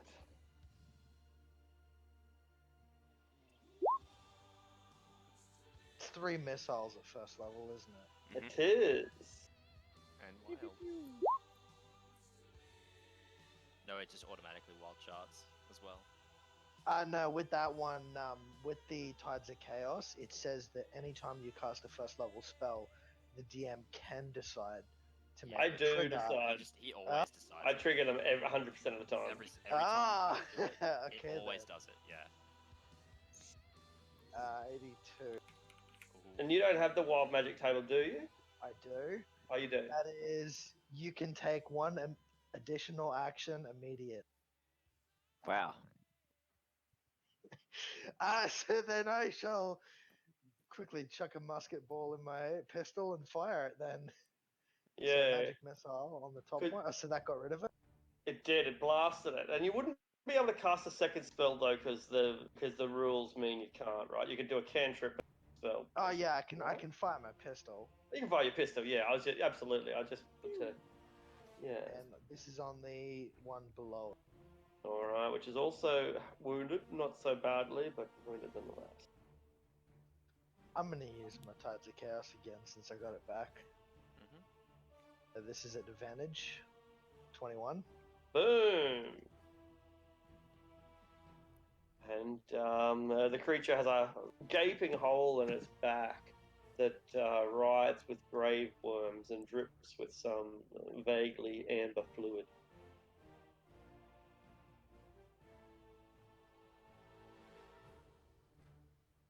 Mandatus, we have thinned their numbers quite significantly. Alright. I'm just gonna go attack this one with Bloodthirster. Yar yar. Little swing at him with that one. Oh. Oi. Wait! Isn't that the blade of... Ah! Oh, damn. He was about to tell us. Do I heal from undead? I guess so. I think They of it got as life like force. It's not Yeah. theirs, but they got it. It's 5th edition, so yeah. Do I heal 2d4 on a crit though? What's the Because wording on the sword? I'll have to find it again. Does crit not just boost your damage though? Yeah, I don't think it will. Yeah, I don't think so. Yeah, cool. Yeah, so short answer is probably Yeah, cool. Just heal for 2 then. not. All right. And 13 damage, and I'm going to use my bonus action to charge the flaming sphere into this one up here. All right. Bonk. That'll hurt Elenway too, because it's a 5-foot radius. Remember? That is true. Can I do like a donut and like take it around I think this so. way? Yeah, no, I don't think there's anything wrong with that at all. No. Is it a saving throw? Dexterity. Right. Ooh. 16. Passes, but it still takes 4 damage. Roasting it alive, leaving it little charred skeleton that stands, held And together by the blue necrotic energy, purple necrotic energy in its chest. Name an action. Huh? Do I? Attacked No. with his sword, and then he did that. Yeah, I haven't killed Yeah. it. That's Good right. call. Yeah, use the sword. That's right. Alright. The undead minions of Strahd are terrified at these developments, and there is little they can do as Alenway's radiant damage blasts that one to oblivion, and the other two can at least make a saving throw. Both pass. So 7 radiant damage to the two of them. They hold on to their bitter existence, but their flesh and hair and bones, all of their substances, drifting away like sands in the wind. 2 attacks into Vorig, both at advantage, Has to right? make a wisdom Oh, save yeah. first. Of course it does. Thank Plus you. sunlight sensitivity, so flat. Oh, Good call. all right. So it passes. That'll hit. Is it 10 to disadvantage? It's flat because it has advantage against Oh, me. of course. Yep. Sorry. Yeah. And then disadvantage. So 10 down to 5, is that right? Yep, 10 down to 5, and the necrotic doesn't hit. And probably doesn't hit. And this one is against whoever's down the bottom. Mendatus. 16. Hit. Alright. And 14. Hit. Okay. Roll a con save. DC 13. So what's that? A total of 3 damage. 10? Yeah, 10 in total. Yeah, that's what Yep. I thought. Okay, cool. So these whites are fighting on. They've got their purple energy surging through their eyes and through their chests and their hearts and their mouths, but their physical bodies are deteriorating and breaking away, turning to dust and ash and soil, returning to the earth from whence they have come. It seems that it will only be a handful of seconds before they are completely destroyed now. Is this one still alive? No, you No. moved that one away. I just moved him there. Right, I didn't think I'd make any sense to me. You got smacked really hard and flew across the dirt. Whee! Macarena. I forgot a comment that I was going to. The haste spell on the Ubermensch. I watched a documentary last night on how the Nazis invented amphetamines as a weapon of war, and that's just what it's reminded me of. Like, you've just given this big hit of meth, and you run in like this fucking gym junkie just runs into combat, high on Nazi stimulants. Okay, I'm gonna move 5, 10 to this guy.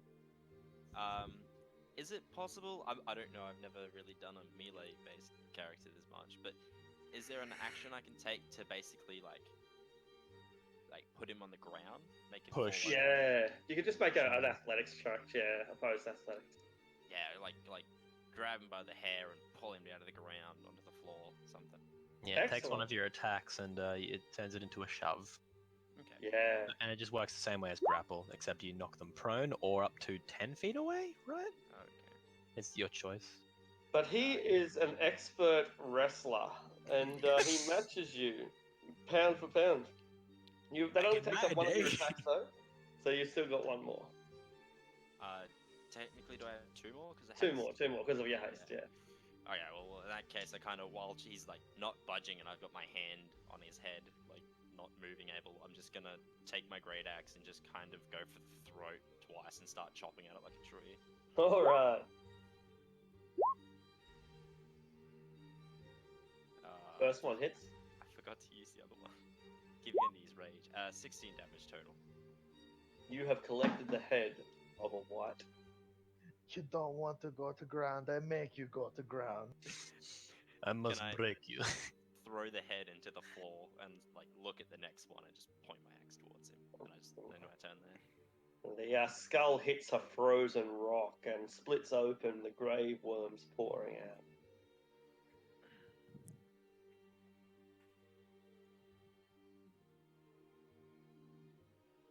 Anton, the air is filled with an all-new style of stench. Yeah, he's going to seeing the first white fall spin around and with Dukovic's abandoned crossbow place a bolt in the white behind. So it's a +1 crossbow, right? Yeah. Yeah. It never runs out of ammo, basically. You don't have to reload. Until 3 more days. 3 more days, yeah. So 12 Oh. damage. Boom! You knock the white and send it stumbling. It's teetering, tripping over vines, carrots and thorny bushes. It's flailing around, helpless and vulnerable. And he's gonna turn and say, "Finish it, Oenway," and just give her a straight up inspiration die. Sweet. D8. Do it. Beautiful. Yeah, I'm not gonna waste any time. I run straight at this fucker. And gonna try and whack it with the mace again. Crunch. My action. 6 bludgeoning, and then the silvered short sword in the offhand. 13. If not, I'll take the inspiration that Anton gave me. Yeah. Roll a d8.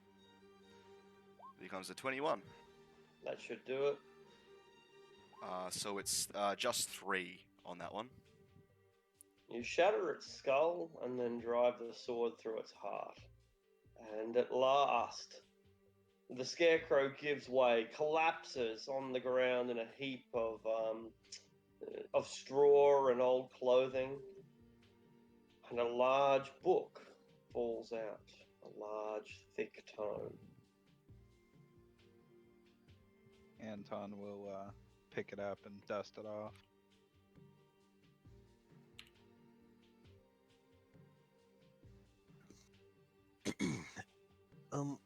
Who the fuck are you? Hello, friends. I'm Vladimir. This is my brother Victor. Hello. I am Victor. Oh, nice to meet you. And I put out my hand. It's like a big maw. Alright. Well, I do not take the hand. I pat you on the head instead. You take 3 damage from my spike. Half. It's still raging. So 1. Look out at this gash. Oh well. Wipe it on you. That makes so much sense while he's still raging. His pats are more like just don't, but he's doing it on the spikes on the helmet. It's like don't. It wouldn't happen to be like one of Strahd's lackeys, right? You got the boomstick that he has. No, friends of Strahd. How do I put this? Bastard. I don't want to say following, but watching you for the last few hours, we've heard stories of your group. You're no friends of Strahd yourself. I was hoping we could work together. You kill Strahd, yes? I think we very much mean to. Right, we are friends then. All It's right. on the itinerary, eh? Mindada's here. Let me look at that wound here. Let me cure wounds. You have 14 HP. Hell yeah. So, That's exactly what I need. you've been following Yeah, us since when? Anton will clap a hand on Vorg and do the same. Oh, Big number. Only directly for a few hours, but we've heard about your party a number of times in the Thank you past very week or so. We have been involved in previous attempts on the Devil's life, and well, we need some new companions to try again. Old friends. You like guys puny. tried to kill Strahd. Yes, old friends puny. No good fight. Horrible. How close did you get? Not very. A little bit, not very. No, the wizard that organized it all here. No, He was. not very good. They say brain defeat most people, but I haven't met person that brain beats my axe. I have yet to meet men who can outsmart bullet.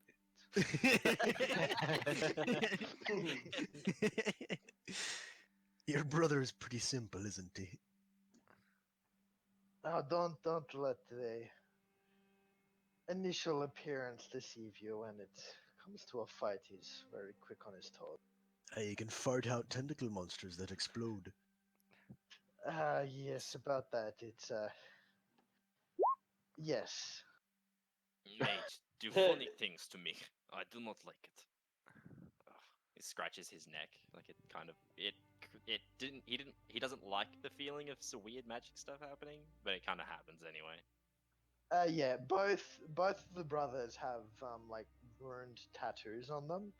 But the difference is that Victor is kind of just like showing them all, whereas you can probably only see little bits and pieces.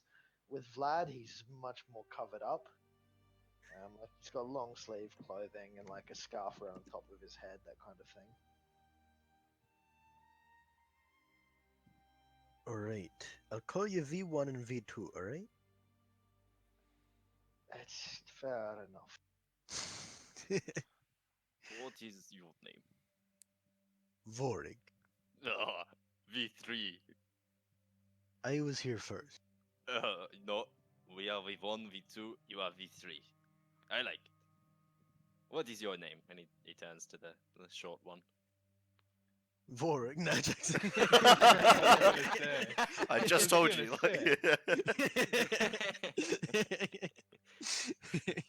We've covered this already. he's 10 seconds home. Yeah, he's kind of distracted, like only half following the conversation. He's got the Tome of Strahd open with one hand, but he kind of offhandedly looks up and he says, Anton Blackbottle," and he extends his hand out to shake. I extend like one finger out because I'm like, that's the size of your hand. Shake. Yeah, Anton, like Really? he's dealt with that kind of thing before. He doesn't. He's not put off. You get the point that he's too stupid to be racist. So Yeah, like there's no maliciousness. malicious intent. No, there's none of that. Pleasure. That is an evil book you have there. So it seems. It's Strahd's diary from the looks of it. You might feel Okay, well, emasculated. Vlad Knows the why it diary. was in a Journal. scarecrow. I don't know. He fucking puts these random things everywhere, right? I mean, the last two items were at least in reasonable locations: a gypsy caravan and an abandoned nursery. This is Maybe Oh, a yes, diary of a sorry, I didn't- scarecrow. Maybe I forgot putting a sun sword in an abandoned nursery was a reasonable location. maybe he put it in What was the- Scarecrow to scare away adventurers. I think Well, Yeah, well, we'll go with that. well, if the ravens are against him and this diary is something quite close to him, it makes sense to put it in something that would scare away birds. Ah, yes, that is what I meant. Yes. I guess he Yeah. visits here decent. And the abbot Funny told how us he's that. never found the sun sword this whole time. Listen, now that we have what we came here for, I think we need to decide what we want to do next. We have two dead, and We should bury them a somewhere safe. indeed, along with a abbot. Bury them with the abbot. While you're thinking about this decision, you're approached by a stranger, but we might look into this stranger's history a little bit more. So, Napa Grimes, are you from? Are you from this realm or somewhere else? What a name. I'm from Waterdeep. Excellent, excellent, excellent. An entirely unfamiliar world to people, but famous place nonetheless. So you were in Waterdeep, and how did you get here? The Misty story? Something involving murder, wasn't it? Ah, yes. I was once a city watchman, and I've been a city watchman for about 10 years, and my son decided to join, and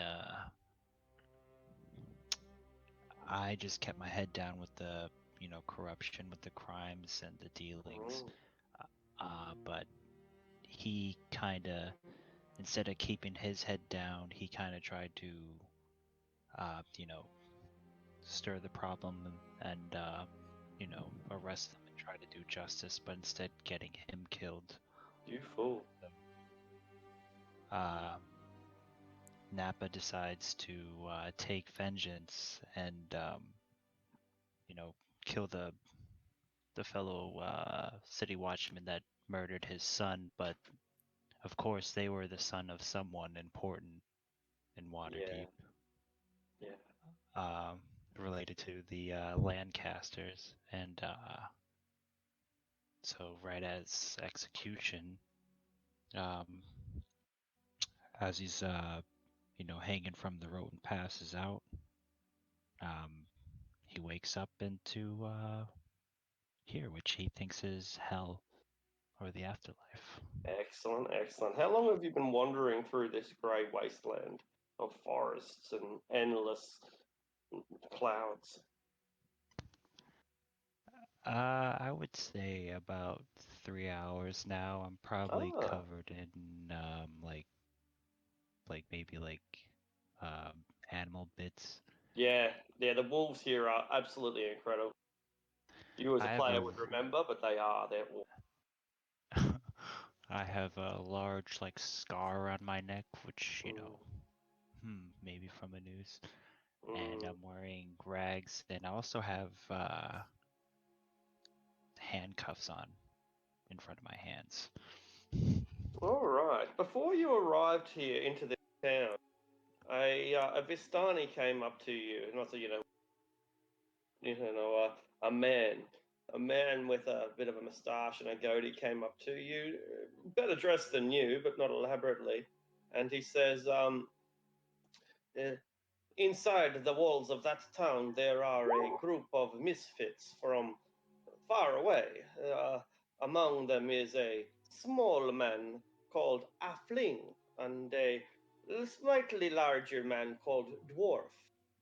A black-skinned girl, and a woman with flowers in her hairs, and there may be others among them as well, an old man and a kind of a technician of sorts, an engineer.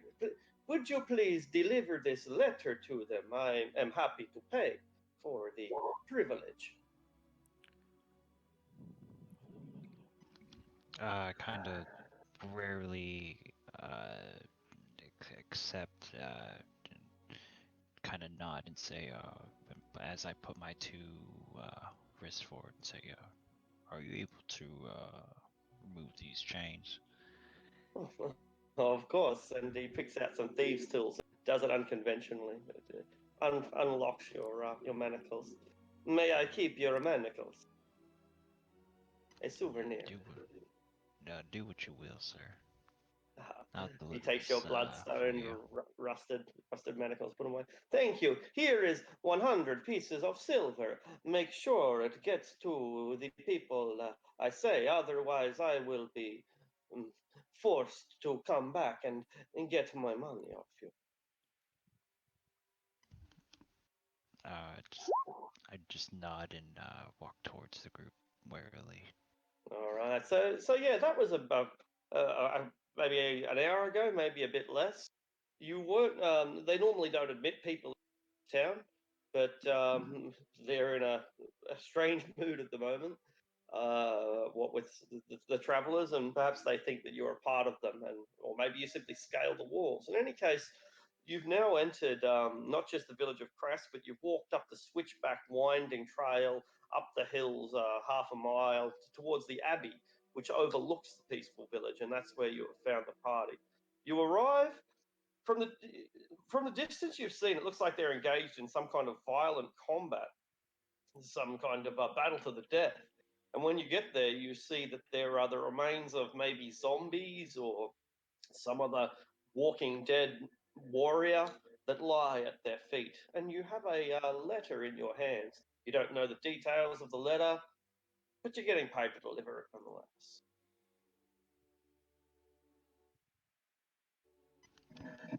And the battle just finished, or is it still going on? You would have seen it as it ended, but it's been over now for probably 2 or 3 minutes. Yeah. I'll put your token down and start making up the dark vision and Yeah, I that. don't even see my token. No, that's right. You won't be able to see yet. You'll see in a moment, but I'll. All right. Do you have dark vision? I got 120 feet. All right. Both sides.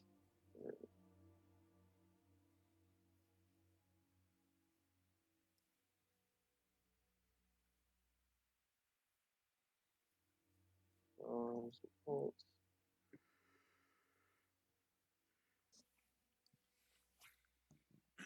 Okay, can you see now? Yes, I can. Perfect. Okay, so this man who is a blend of beautiful hair and ugly facial features has arrived clutching a delicately written envelope. You haven't seen the gentleman before, but it looks like today is the day for meeting new people. You too, are you here with them? No, we've never met this man before.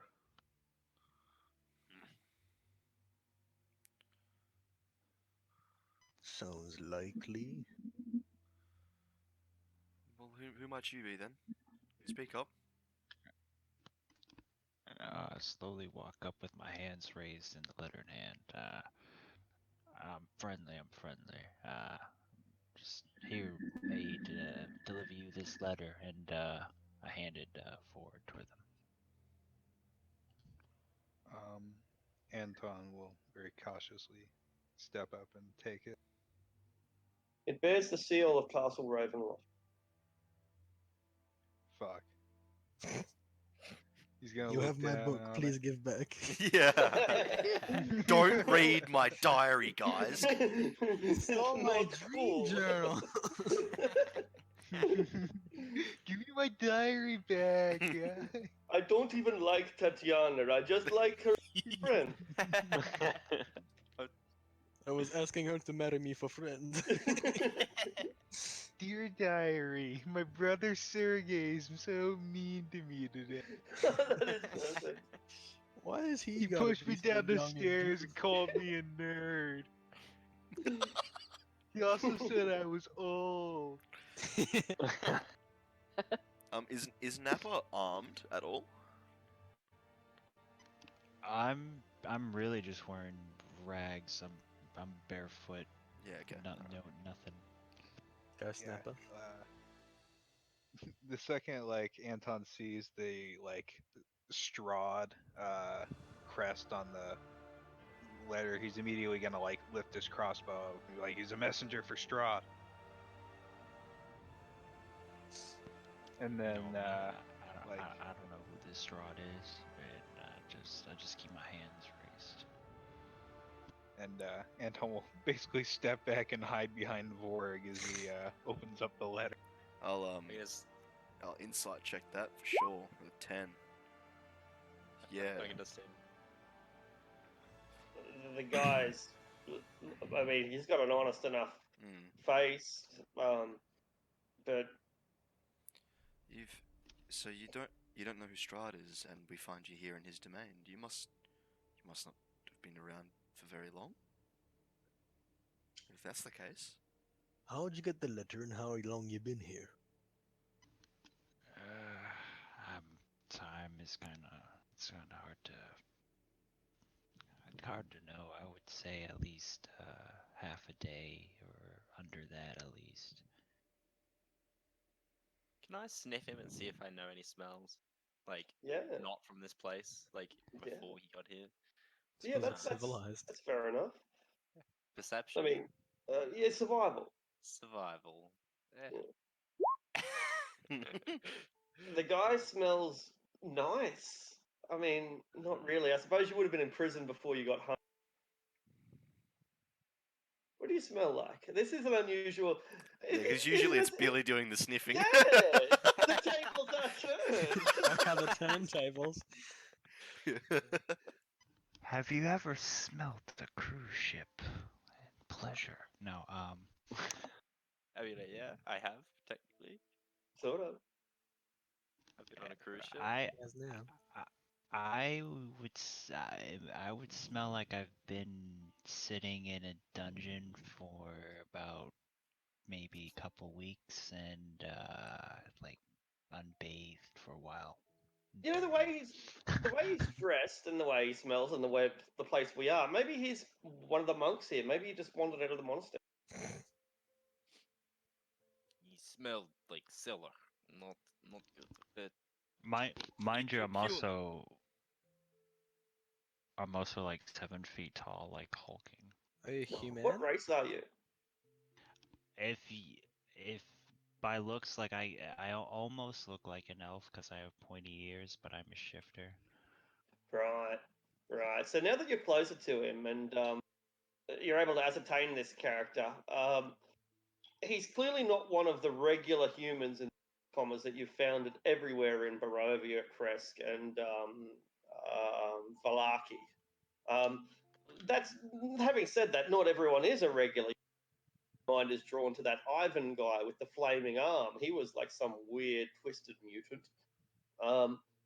So, while 99% or more of the people here are human, not everyone is. Make of that what you will. Meanwhile, I'm going to show Anton the letter. this boy is too puny for Strahd. Strahd like to implore the evil-looking type. Not this boy.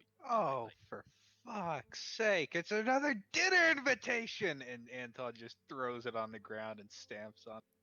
I thought we already went for dinner there. Yeah, and he tried to murder us.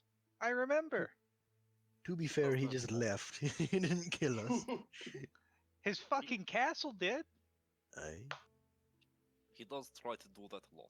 It is his favorite thing to do. Let's Why are look you carrying his dinner invitation? Oh yeah, who gave it to you? I forgot the name of the man. In fact, I'm confused why I'm here in the first place. I don't know where I am. Where are I- you? I Where are thought you this- supposed to be? If not here.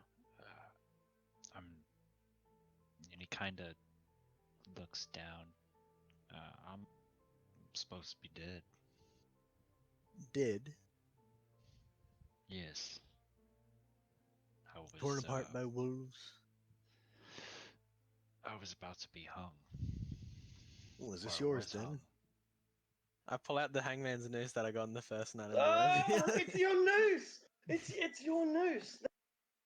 You'd recognize it anyway because there's a little red ribbon around the top of it. It's the noose that you were hung with. This dwarf pulls out of his own pack. You were only hung with this like a couple of hours ago, but he's been carrying it for weeks or a week. I make like a cringing kind of face and say, perhaps, and like rub my neck. You can have it if you want, I don't need it. No, Don't even know why I've been carrying it around. No, thank you. Are you fellas from here? No. No, we hail from a small village, peaceful place, Slumberhaven. Sure you've heard of it. But there were people disappearing from our town, and we kind of took it upon ourselves to look further into it, and now, well, we've been stuck here for what, a week now almost. We're just trying to get home. But it seems the only way to do that is to deal with Strahd. Strahd is the baron or the king or whatever of this place called Barovia. It's the Valley of Barovia, right? We can't leave, right? You walk too far, you choke and die. Hmm. So we've been told. The only way out is, killing him, I guess. That is indeed the case. The lands around here, they strange in that way. The lords and kings and leaders of this realm, they can close off their lands. And, well, recently Strahd has done this himself. The only way home is to release Strahd's iron grip. And if it's the same for us, and if you're supposed to be dead, then I imagine the only way you'll find peace is doing the same. Well, if you guys don't mind joining you, it'd be better to, have a couple of friends to talk to while I'm lost. You need any Good. equipment. More is better. Last time we tried to kill the devil, well, we did not have enough. Do you need weapons, provisions? What's your name? We don't even know your name. I put my fist to my left shoulder and say, I'm Napa Grimes, but they also call me the Iron Wolf. The Iron Wolf? Edgy, I like it. Napa Grimes. Flows off the tongue in a funky way. Manaparai Malenwe, and I'm a priestess of the sun, and I think if our goals align, then you should join us. And I'll go to hand you a hand axe, hilt first. It's not much, but maybe you could put it to use until we find you something better. Oh, no need. I have a weapon already. You storing it in your prison pocket? Yeah, I'm gonna give him the kind of up and down to see if he's hiding a weapon somewhere. So, have you got no equipment? Is the only thing you're carrying a sack of silver? Basically a stack of silver in my sack. Excellent. Yeah, he's definitely carrying a sack. Holding on tight. I wouldn't exactly call that a weapon, though. You ever seen him use it? I mean, maybe he's well enough hung. Swings it around like a bat. God. This baby's got the reach feature. Heavy club. Only heavy two-handed reach weapon. Deals piercing damage. It also has a ranged feature. Magic missile. The thrown weapon. It takes Color spray. takes a few rounds to get it going, though. I don't know. It might not. Who can say? Nappa's I'm gonna I want to smirk play. at the... I want to play a half-orc hexblade whose weapon is this dick. Get a nice cock piece.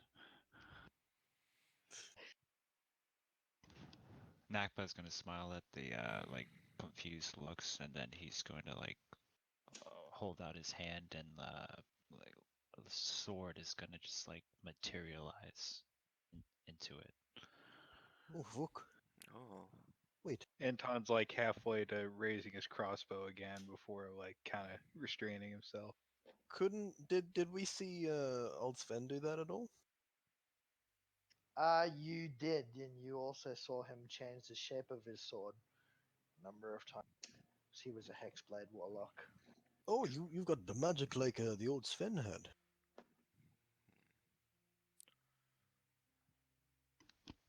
Yes, it's something that's been handed down through my family for generations. Well, I've got this. I extend the sword of the sun sword. from the hilt, like fiery light comes out of it. I guess It's like a a lightsaber. like a lightsaber. That's really the best analogy. It obviously has a medieval style handle and pommel, and doesn't look like a laser blade, but rather a burning stream of radiant sunlight. But the principle is the same. It has no weight. It's as a result, a very agile weapon. There's nothing quite like it. I just like wave it around very haphazardly. Like a I was true, thinking the same. like a true champion of the sun, Vorik. Hey, I don't know why he chose me. I'm joking. Sun Sword. What do you think is the best course of action? The Sun Sword. The Sun Sword is pretty single-minded in its desire to destroy Strahd. What should we do, Sun Sword? Kill Strahd. Yeah, yeah, Ooh, nice.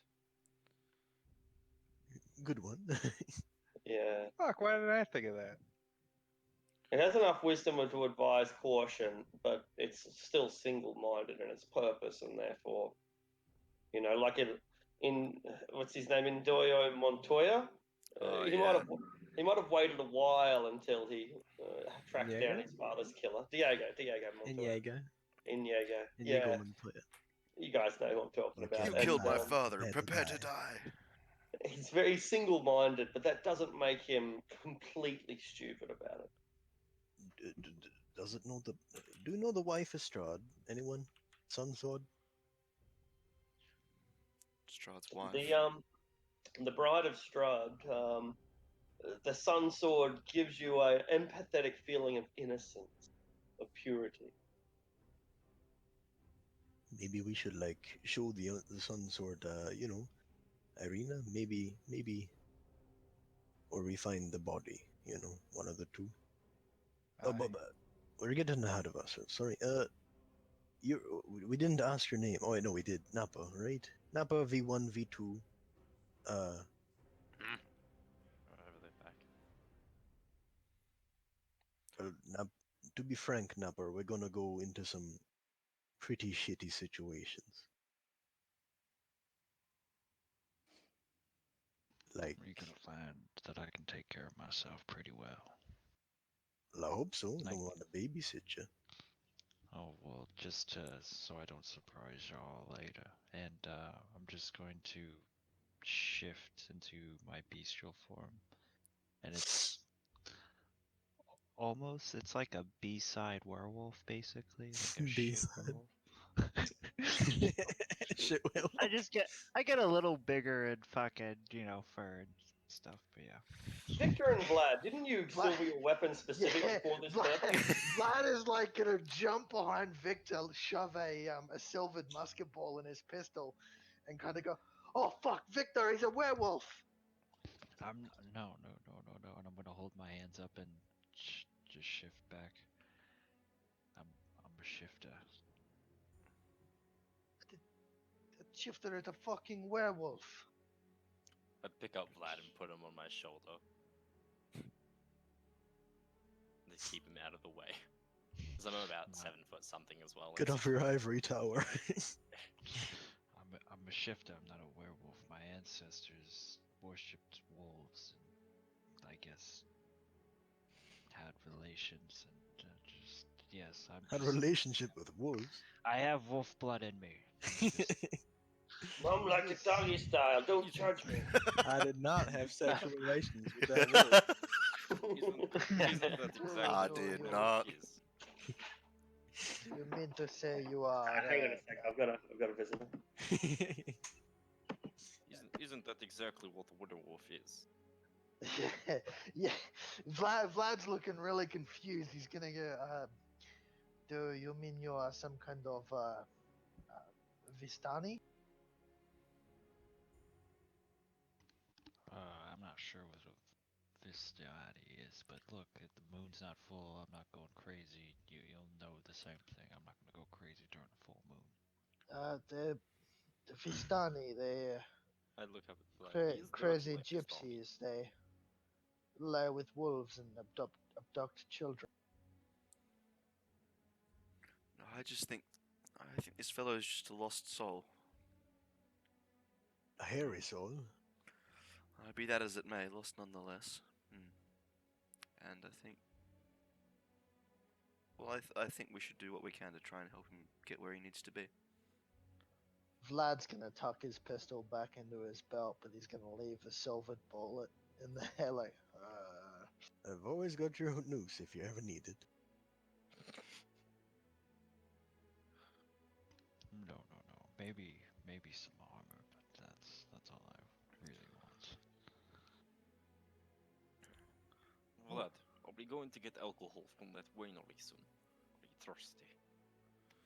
oh, I fucking hope so. This place, it's none of the good Lemordian stuff. Hey, we're about to go there too, but cause like, just looking at Anton. He probably looks haggard and tired, Yeah. right? Yeah. Just like itching his fucking like forearms and like. Oh man. Need my fix. I think we all forgot for that fight. We're exhausted. Are Or, we? several of us are. I am at least. Oh no, I I slept think I slept I think beautifully. everyone slept. Yeah. Well, Oh, I think I a few of us thought got a few into of us the filled the cold think- chair. I think it was just Min actually. You and yeah, it Min. was just me, but I think I used Yeah. everything that didn't involve that type of stuff. It's ability check. It's skill checks, not like attacks or anything. First level. Oh yeah. Anyway, so yeah, it wouldn't matter that much. But yeah, I should remember that. Sorry. Put a little token on No, you or it's something. good. Yeah, it's good that you remembered it now. That's really. I didn't remember that. Sure. So, yeah, that's awesome. Do we want to go trekking today, or we have to bury first? Actually, Yes, I think we should bury the dead, but somewhere safer, somewhere where there are no grave robbers. sorry to slow your guys' roll on killing Strahd, but we've got 2 casualties. Alright, that's fair. What is the casualty? What do we need to do? Nothing. Right. You sit and wait like a good man, and we dig up some dirt or ash. I'll dig up that. Weren't we going to like burn him maybe? I think we should cremate them. Yeah, put them on a pile. Maybe their ashes will go above the clouds. Where's the wood for that? Looks at the abbey.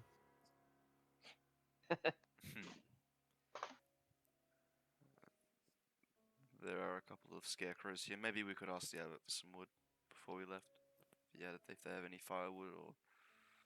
Plenty of trees. There are a lot of trees. Sven will probably rest happy if you just burn down the entire place to be his pile. Sorry, Sven. There are people inside. Yeah. Great. What's the point? Yeah. Hold on, let me just set fire to a building with a mentally ill inside. No. What time of day is it? I'm really not entirely sure. Woke Not up, that. went up the Yeah, top. it's did a pretty little early, bit I of think. investigating. We're like midday, maybe. Yeah, maybe a little bit below midday or Mm. midday itself. Well, if we leave now, we'll certainly have time to, if we wish, gather some wood from outside the walls to make a funeral pile. Alright. I deactivate the sun sword and tuck it into my beard. Almost immediately after doing that, the bells begin to ring. Dong, dong, dong, dong. Accordant and loud. And the instant they do,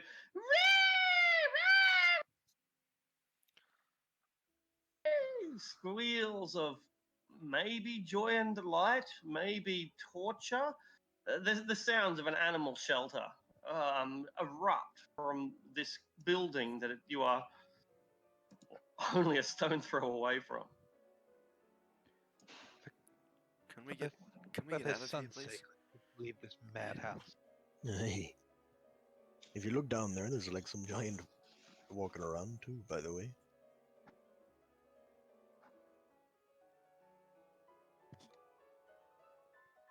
I assume I've placed at least Sven's body, like just over here while we went into the garden or Sure. somewhere.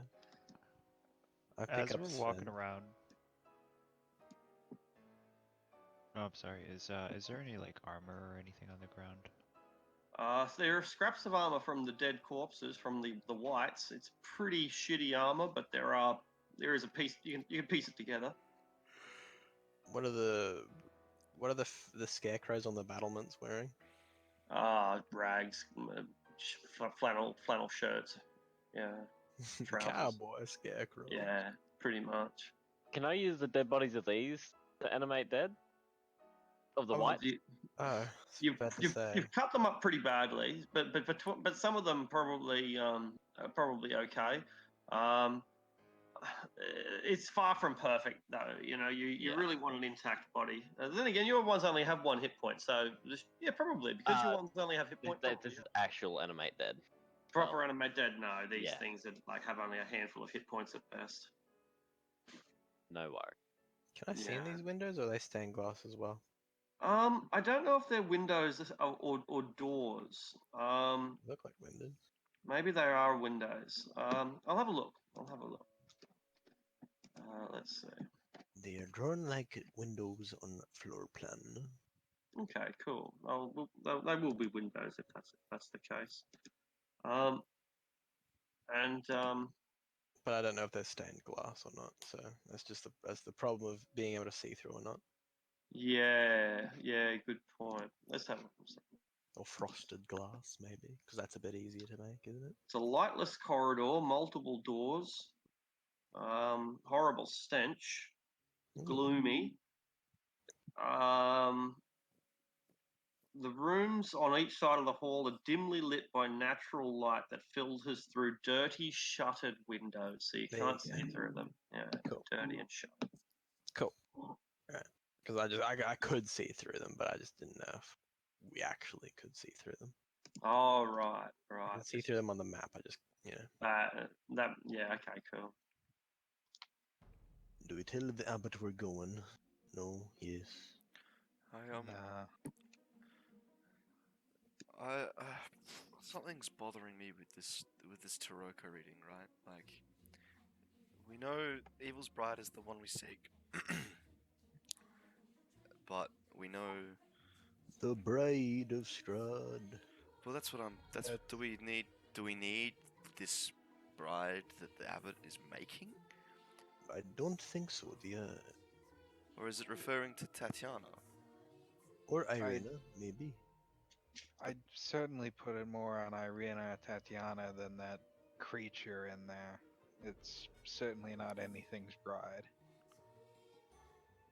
Not yet. But they were never married, though, right? Strahd never married Tatiana.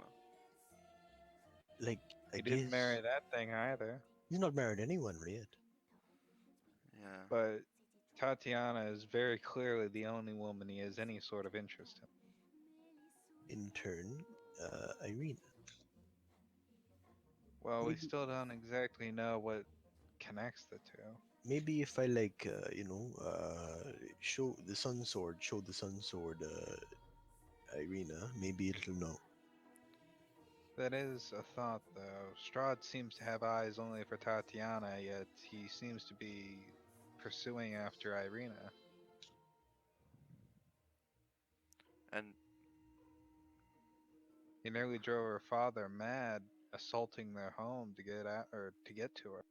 Drove him dead. then, well, she seemed to know who Sergei was at the pool. I'm not entirely sure that was Irina. This is also confusing. I don't know what to make of it. Let's go Maybe down. when we get back, we'll be able to talk to her, see if she's come back into her sense. Does somebody want to ask the abbot for firewood or a firewood? Ha. I don't want to ask that abbot for anything else. We can just gather some from outside the town, All right. I agree or with beg some off Anton. the elder. Yeah. The faster we leave this place, the better, I think. Aye.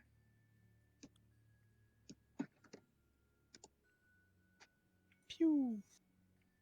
Does anyone have Dukovic's body? Is a real question. Yeah, Who did take it though? Because Anton can't carry it. I think I had one of the two. I've got Sven. Then I'd have Juki.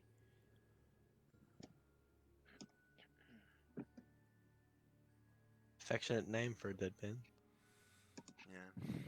Wait, So Min, why when- don't you resurrect them? Silly. God. Oh, It won't be a totally horrible, like, you know, Despicable act. it won't be like, you know, mocking them. Mocking their dead when bodies. when leaving the town, I believe that Victor and Vlad will be grabbing their horses. You guys have horses? Yeah. We got one donkey to share. No, we don't. No, you don't. We don't even have a donkey. We had a donkey. We have traveled a long distance, so horses were necessary.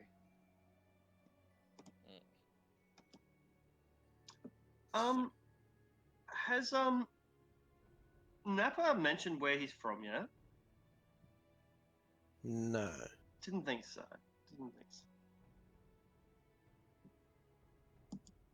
So where Question you I've been from, wanting to ask Napa? for a long time. That's all. Yeah, but I wasn't sure. Sometimes I can Whereabouts? still hear his voice. Stop telling people I'm dead. Sometimes I hear his braying off in the mist. Why? Why did you get into that carriage, Anton? Why? Fucking hell. That's gonna be the That's the funniest thing I hear all justification week. for that's the justification for his haunted one background. I feel like from now on, whenever someone does a Curse of Strahd game with Arctic, Pumpkin's just gonna happen to appear in each one now.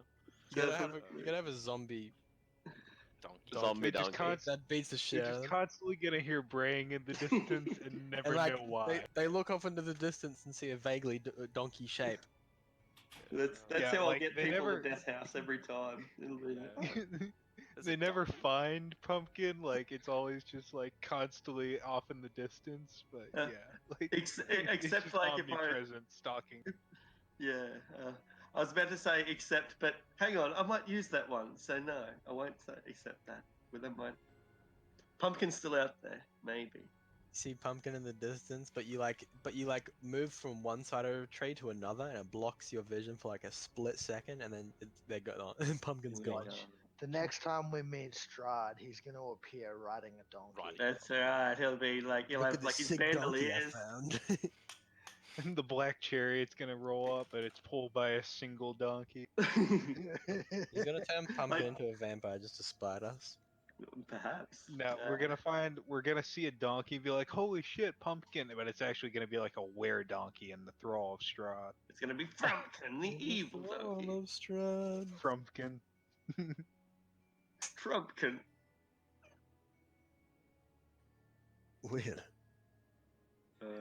Anyway, back to burying our dead comrades. You What a found- tangent.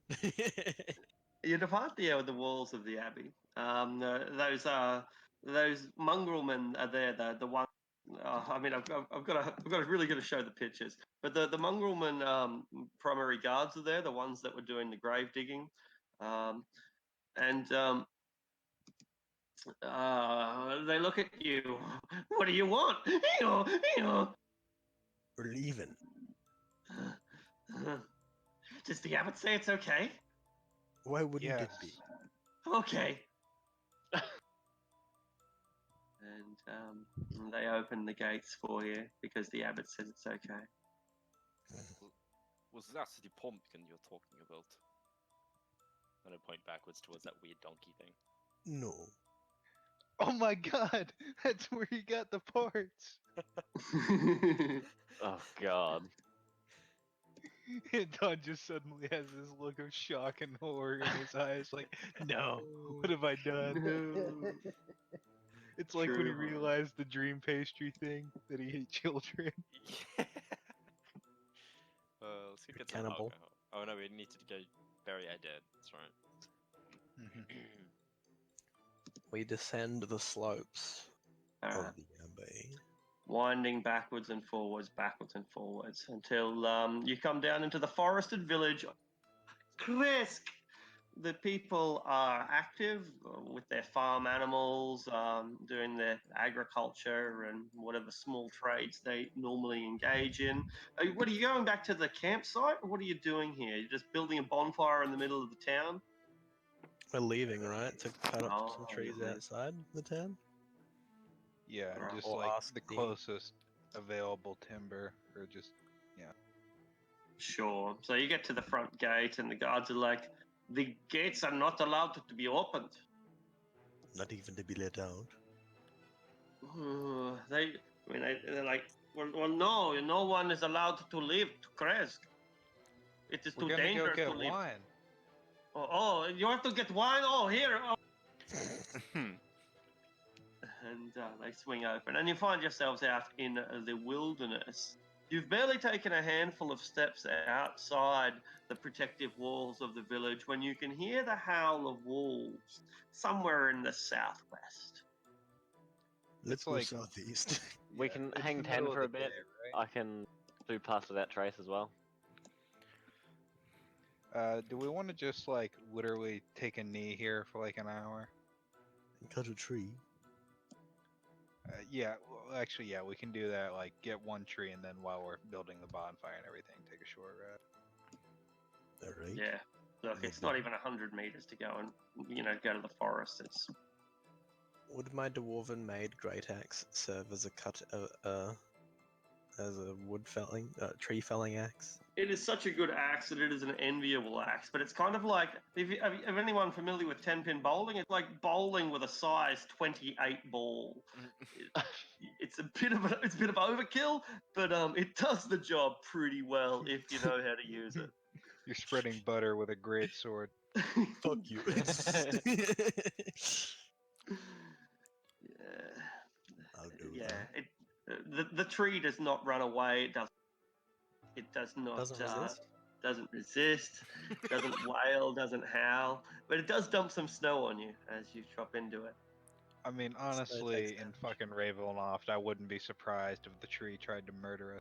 I've been murdered by one. I've been attacked by a tree in Ravenloft before. So. Arctic, how long does the reduction last on HP? Is it long till end of a long rest? Yeah. From the whites? Pretty sure it's a long Yeah. rest.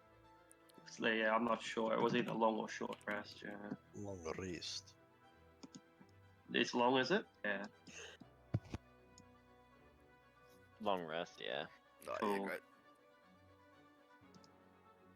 So you feel drained. Frodo, having been stabbed by the ring wraith, is by far the best sort of the image of it. But your life has just been corrupted. It's been stolen. It's been sapped away, and fueled for the darkest of magic. You gather up your tree. There are birds watching, sparrows and finches, and yes, ravens. Maybe even an eagle somewhere high in the sky. It's you're going to need more than one tree to get a pyre going. But if that is your plan, then it's not like everyone needs to be involved. It's probably something that roughly half of you can do, while the other half does something else. And after maybe 2 or 3 hours, you've gathered enough wood to make the pyre, and if you want to set it up in the local area, then you'd be able to do that, unless you have somewhere in mind that you want to do the ritual. Let's carry all this wood to the Wizard of Wines Mm-hmm. and do it there. Sounds like the best. Perhaps you should get a mammoth, and Yeah, that's a good idea. get a mammoth to help you carry all that wood. That would be helpful. Can we do that ancient way of like moving giant stone blocks where you just roll it along the logs and move the logs in front? Oh, that's old school. Very old school. Are you gonna roll the blocks, or are you gonna roll the logs on the logs? Yeah, we have like a bunch of logs on top of more logs.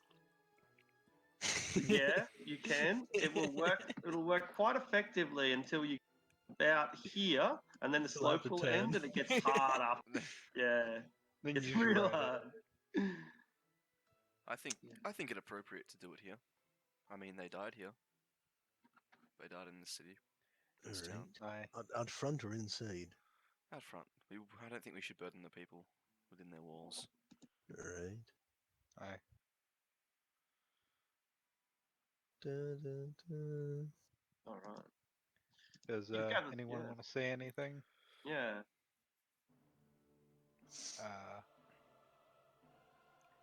Anton is going to rip two pages out of his sketchbook.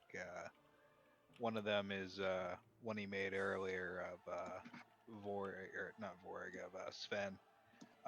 During that last fight with the wolves, when he went like full on angel and just like descended from above and started smiting them, Anton like did a really well rendered sketch of that.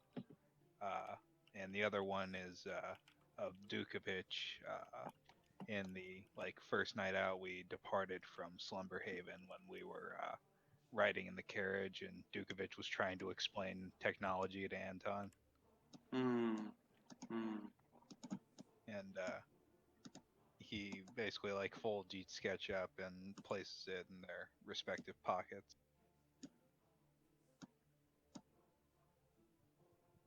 That's art.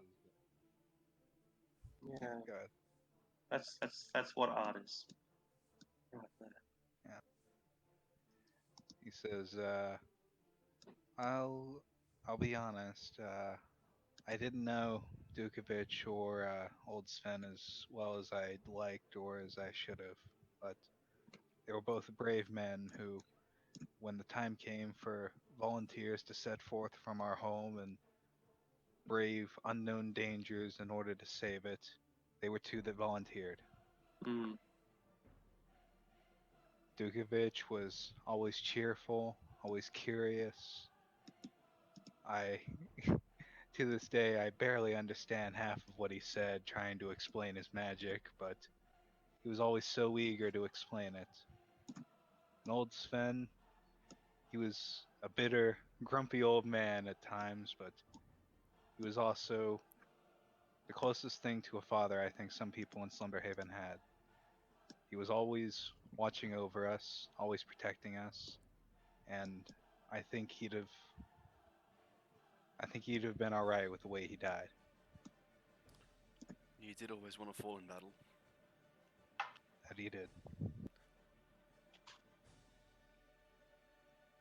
Does anybody else have anything they'd like to say? Aye. Old Sven, battle-hardened man, come to my tavern every day, drink his fill, and then drink some more.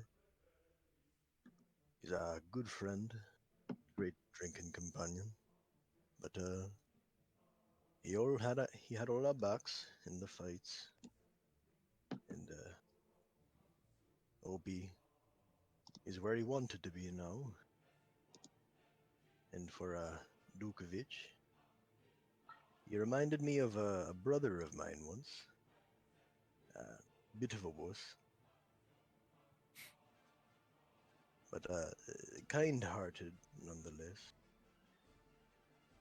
And gone too soon, I would say. I'm not a magician of words. Then I'll like ready the sun sword to set the fire until everyone's had their say. Mendalis will just druid craft some pretty mushrooms onto him as like a token of thanks to him. It's his way of showing thank you. Little mushrooms on each of them.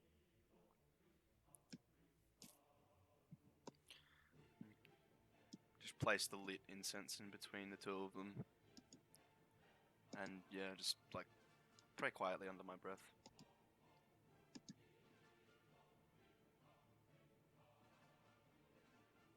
We are ready then. May the sun and the moon embrace them. Aye. Then I'll put the sun sword. Wait, does the sun sword set things on fire? It's radiant damage, right? Yeah, it will. It will burn the evil away.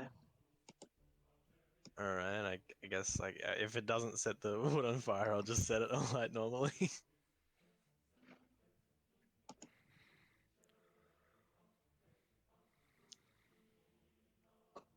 And the last remnants of these heroes who gave their lives in this darkened land drift on up into the sky and dissipate the clouds, absorbing what's left of their mortal form.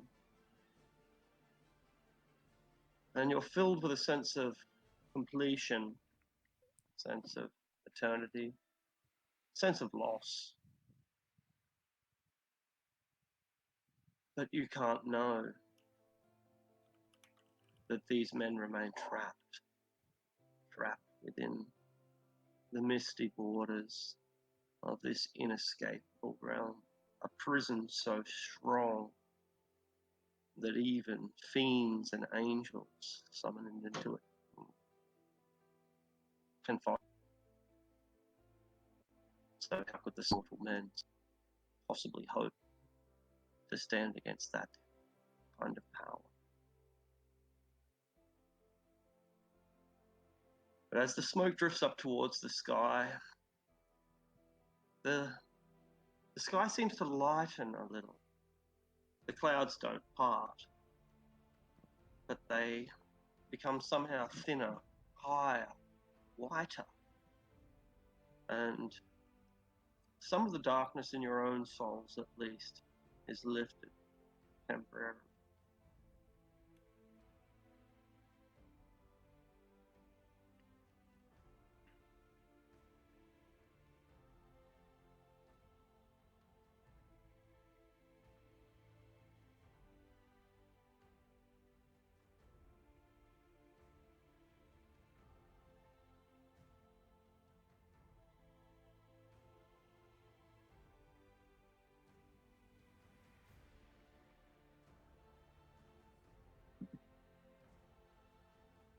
Yeah. I think we should stay at least until the bodies sort of fade and we can't see them anymore. Then we can leave the pyre to burn and I guess go pick up some wine. I'll pour one out for him. Indeed, I could use a good drink.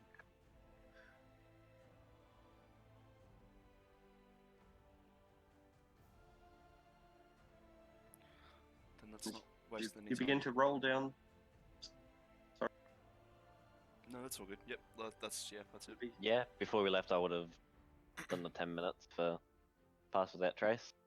Yeah, great. You begin to roll down the winding road, the steep road, away from the highland, cold town of Kresk.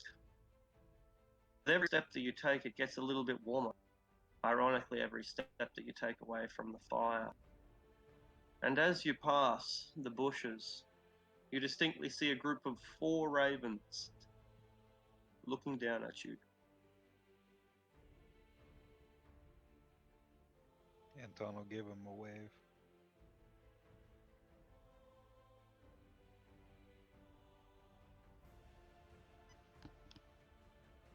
Look at you curiously as you approach the Y intersection. If you travel to the west, it will lead you beyond the lands of Barovia. If you travel to the east, Didn't know it was that easy. it will lead you to lands that you're a little more familiar with.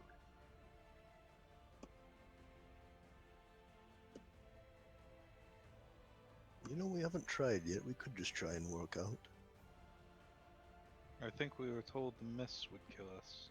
We're told that, but we haven't done it, have we? Do you want to take a chance with that? If you're lucky, the mist will kill you. Otherwise, no, not a good idea. We've encountered dead as well. Died of suffocation. Indeed. And that Vistani was trying to sell us a walk through the mist potion, if you recall. Aye. Everyone in this land seems utterly convinced of the fact that the mist kills people. I wouldn't test it. Vistani are cheaters, liars, It's a bit hacks. harsh. Oh, wait, what was her name that was in the abbey there? Oh, Esmeralda. Is she still there? Oh, yeah. Did she come with me? Yeah, Esmeralda. Saying, Esmeralda. um, Oh, she's To be quite she's Irina and yeah. She says to you, "Are you leaving Indurevich behind as well. the others? What do you do?" I- Yeah. First of all, Yeah. what state was Irina in when we got back down His from the mic end? is moving, but nothing's Good. coming Hear me? out. I can hear you. Can you all hear me? Mm-hmm. Yeah. Yeah. Good, Oh, it's good, just good, moving. good. Sorry. Bit of confusion. Okay, good. Yeah. So you've Hello. done you let's assume that before the funeral is done, you've got enough time to go and try to find Irina and her brother, if that's what you want to do. First of all, she's not at the camp, so she's not there. We'll go look by the lake, like the pool, or what remains lake. of it anyway. No sign of her there either. The Morning Lord gazebo is shattered. The lake is dry. It looks nothing like the scene that you came across of rustic beauty just a day ago.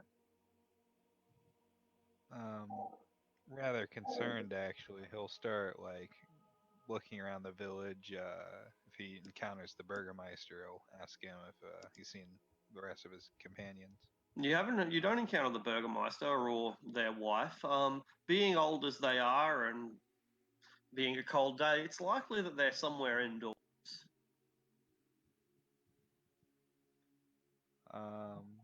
Yeah, Anton will keep trying to find them. Yeah. I don't Anywhere know in where particular? else in town there is. I don't know where else in town there is to look. Where'd you stay the night? Sure. I assume that. Sorry, I made the assumption that you didn't go to see the Burgermeister's house. I just thought you meant like if you see him in town. But if you go to his place, you'll find him there. Okay, yeah. Yeah, just a communication breakdown, I think. So anyway, you travel to the Burgermeister's house, and they know who you are by now. The guards. That's not to say that you're admitted immediately, but you don't have to wait long before you are. And you find Irina and Ismark the Lesser are engaged in conversation, dinner conversation with their hosts, and it looks like her brother Ismark is getting along famously with these old people. They're laughing and they're drinking not wine or any other, perhaps unfortunately, but they are, perhaps drinking hot cups of sweetened milk or something. They probably don't have coffee or chocolate, but maybe tea, maybe. And eating a bit of roast lamb with gravy and potatoes, and just generally having a good social time. Irina looks a little bit out of place in this happy, warm, hearty scene. And when she sees you, she gets excited. Anton, it's good to see you. And the Burgermeister and his wife greet you, and they want you to come sit down and pull up a chair. And a little bit of a joke is made about your height and the chair's height, and everyone except for Irina laughs. Yeah, Anton's a little like he's mainly focused on Irina, and he says, it's good to see you doing better. How are you feeling, Irina?" Uh, I am. It's hard to explain. I am feeling many things at one time. I I hate to bring down the festive atmosphere a little bit, but Irina, Ismark, we may have to make our excuses and leave. We've Dukovic and Sven are they've passed. The frivolity does die quite suddenly. What do you mean? Up in the abbey, we were attempting to negotiate with the abbot. We were poking around for those items we're looking for. We recovered 2 of them from there, but in the course of doing so, we were attacked by some manner of shade or spirit, and Dukovic and Sven fell.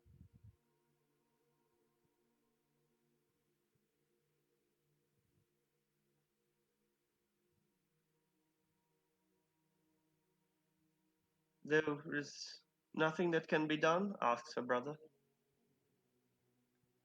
Not that we know of. We're preparing to cremate them outside the city or outside the town walls. The old man, the old Burgomaster says, I thought this would be a happy moment when we could tell you some good news. It seems that Strahd is determined to take every moment of joy from our lives. Anton, I would like to make an announcement for you and your friends. My wife and I, we are deciding to adopt Ismark as our son. He is a son of a burgomaster, and Barovia is such a miserable place. It would perhaps you would much rather live in a place like Kresk, no? He said, oh, it is a lovely town, and I would be honored, father, mother, to learn from you and do the best I can for this town. Such happy moments, and these are stripped from us.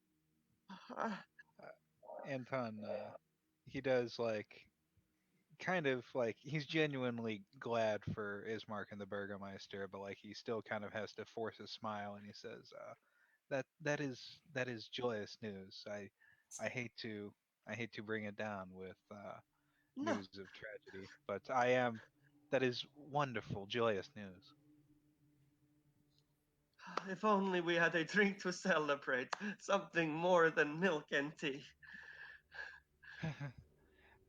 Well, after we put our dead to rest, I believe we're planning to make a run to the Wizard of Wines, I believe they're called. Both my companions and your town, I believe, could use a visit from them. It seems that there is still good news in this world. Tell And me, do so, they? I hate to ask a business question at a time like this, but do they take coin? the coin? No, no. The Martinov family. It is a long story, but once upon a time, my family owned the Wizard of Wines. It was belonged to the Kreska family, but many generations ago, it was married into the Martinov family of Valaki, owners of the tavern there. And well, my great grandfather's wife must have been quite a woman, because from ever there on, it became a Martinov property. Uh, I am probably boring you with my story. I am sorry. It's no trouble. But so if we arrive there and say that we're there to pick up a shipment for your town. Yes, yes, it is all free. The Martinovs have never charged a penny for their wine. I do not understand it. It is the kind of charity that I am very unused to. But the Martinovs always had a philosophy that if the world is drunk, the world is happy. That's a sentiment I can probably agree with. I believe you, I, our companions, and most of this town could do with a good drink. Aye. And I trust that you would be kind enough to go all the way to Barovia and lift their spirits too, and not ask them for a copper piece. No, we'll do this for you for your hospitality. And so, Ivana and Ismark, not the elders, they are too old, and they didn't know Sven and Djukovic that well anyway. They remain inside the walls, the safe walls of their home villages is where they'll die, not outside, but inside. But Ivana and Ismark come out and participate in the rites. But when they are done, Ismark, holding his sister's hand, says, "Come, Irina, let us go in from the cold. Our friends have a long journey ahead of them." And she says, "I want to go with you." "No, Irina, you must come inside where it is safe. There are wolves out there and men who walk as wolves." She pulls her hand away. "I want to go with you." Anton looks up at Ismark and gives him the kind of almost like I'm on your side look, like I don't entirely agree with this, but he says, "Can I speak with you privately for a moment, Irina?" She looks at her brother, and he nods. Of course. And yeah, he'll kind of lead her off somewhere not out of eyesight, but just away from hearing range with everybody else, and he'll say, "Irina, what exactly happened there at the lake and afterwards?" I am not sure. All I know is that Strahd must die if I am to be free. We have a legend here in Valley of Barovia. It says that we believe in reincarnation, where your soul it it it comes back and comes back and comes back, a circle of life. And some people say, not people of the morning lord, not people of god of sun or moon, but older magics, like Vistani and others, the druids of Easter Hill. They say we are reincarnated spirits. We die and we are trapped in this world with no escape. There is no heaven, there is no hell. There is only Barovia. There is only the mist. And when you die, you don't go anywhere. You just come back. And sometimes a baby, it has it has no cry. It it has no cry. It is born and it not cry, and it get hurt, it cry, but it has no soul. It is just thing, object, animal. But I don't believe this. This is Vistani saying. This is Druid of Vister Hill saying. This is not what Elenwe teach me. I put much stock in Elenwe. She's a cleric of the sun, and I believe in the Morning Lord, but to be honest, he doesn't seem to have much sway here. She looks at the sky, and there is no sun above her. You suggest that you spirits here do not die, but reincarnate as somebody else.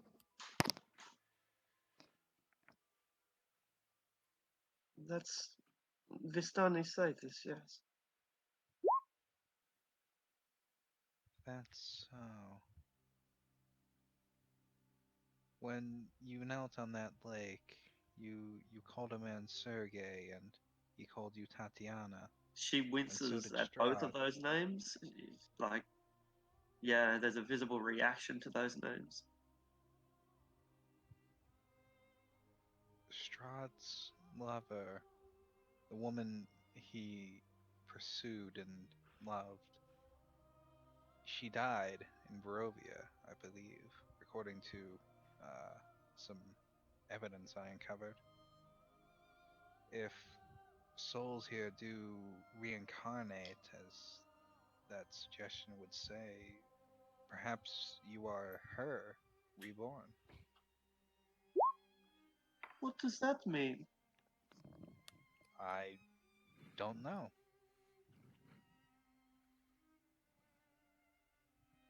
But there's certainly some sort of link between you and Strahd's lost love, and he seems to see it as well.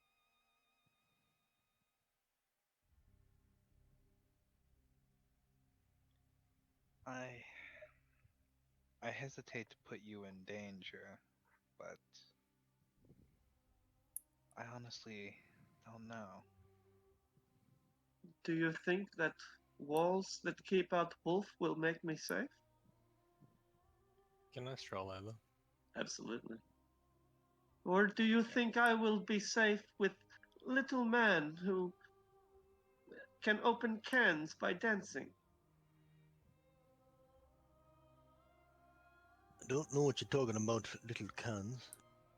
Little man cans, whatever. I come from Lamordia. Look, Anton, first night we were here, storm cloud over the town, his face coming out of the sky, lightning striking. He talks with the abbot often, it's said. He comes here a lot, apparently. Do you reckon she's safe here? I don't know. He went after her several times in Barovia, but the one thing that did seem to keep him at bay was a home, a town and walls.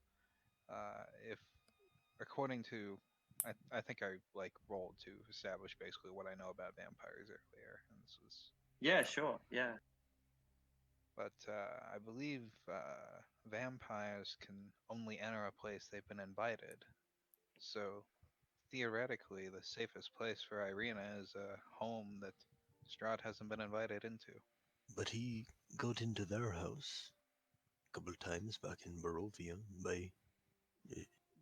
He'll Anton will turn to Irina and say, "Did you ever invite Strahd inside your home?" She shakes her head and then nods. Make you change your mind. He give you puppy dog eyes. And you do what he tell you. You don't want to, but it's a magic, you know? Okay. And that seems like cheating. It's a cheating. But it's a Barovia. I'll lean down into Anton's ears as well and say, plus, if she's the supposed bride of Strahd, she will help us, apparently, according to the Taroka. Anton will speak up and he'll say, "Listen, when we first arrived at these lands, we encountered some Vistani, and one of them was a fortune teller, and she read our tarot, or Taroka rather. And honestly, we didn't put much stock in it initially, but when the first prediction on it came true and we acquired a powerful artifact, we realized there was actual magic at work. It predicted the things we're supposed to need to defeat Strahd, weapons, magical artifacts, information, and it mentioned an ally who would help us fight Strahd. It called her Evil's Bride." As far as I know, you fit that description better than anyone in Barovia. She seems disgusted by the thought. Not you, but whoever Strahd lusts after. Does the Sun Sword say anything when in proximity to me in proximity to Irina? The Sun Sword has a very paternal feeling in her vicinity. It's at peace, but it's also kind of paranoid in its desire to protect her. You know, like a grandpa with a shotgun. It wants to protect, but it knows it probably can't. But it wants to, and it will die doing so. You know, it's Hmm. nothing else. It's more important. I believe she can. I believe she should come with us. It might be safer, but you know, her choice, not ours. She's an adult. She is, I suppose, but I guess that's the final word in it. She has the right to make her own choices. She just has to understand the dangers. Indeed, Strahd has a personal interest in her, and from the look of that lightning bolt, a very strong one.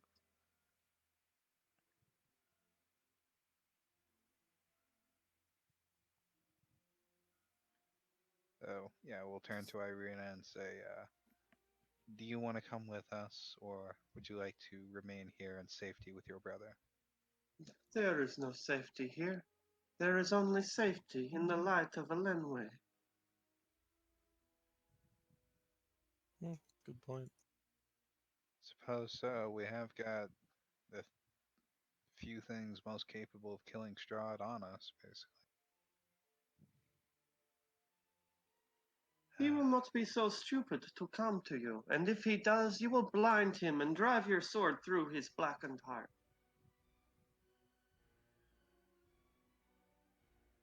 I know this.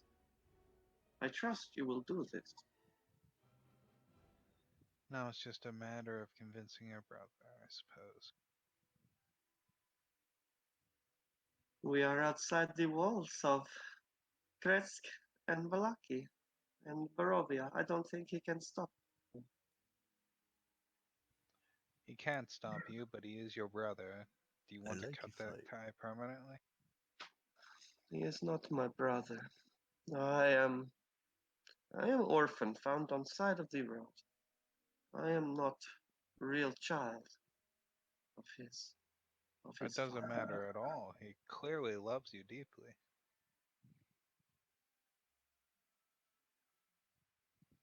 You know, he's the one who enlisted us to help protect you in the first place.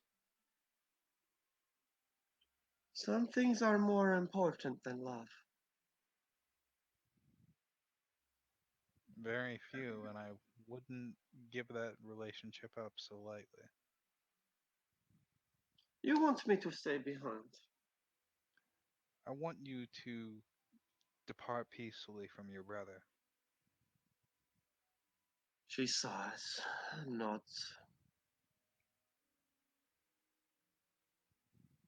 Ismark, they call you the lesser, but you are not. You are a great man, or you will become one.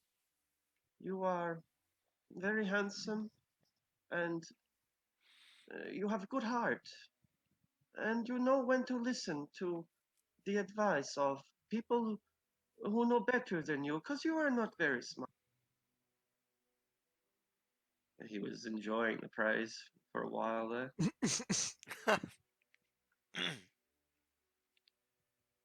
But some things you can't do, and you know that you can't do them. And one thing you can't do is protect me. Papa could not protect me. And you are not Papa. He was experienced in statecraft and fighting. And you are just learning these things. You should stay here and make the most of the last years of the Burgermeister's life and learn and feel the love of his wife, who has so much love to give.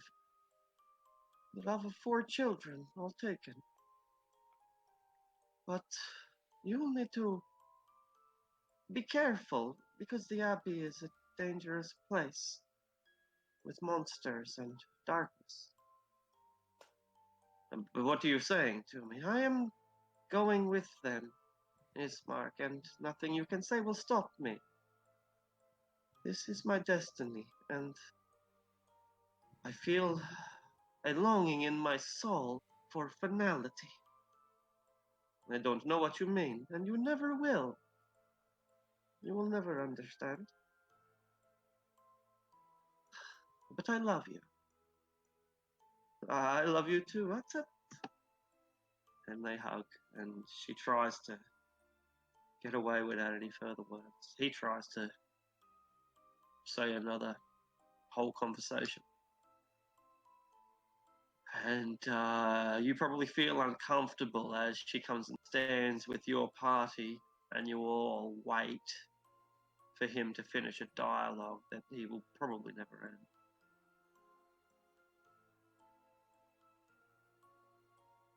Anton will walk up to him and say, we won't let any harm come to her.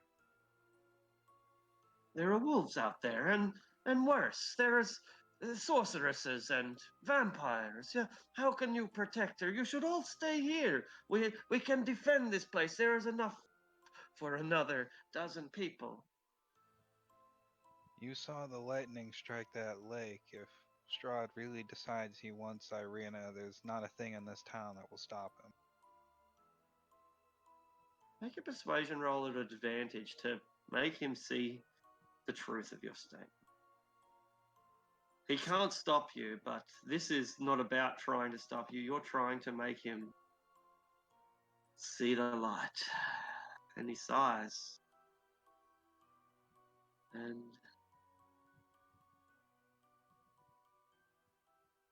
he waves goodbye and watches the party as they finally depart with Esmeralda.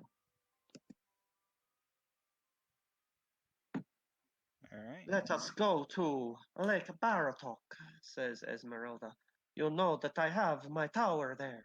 We can resupply and make some strategies better than just working towards some winery.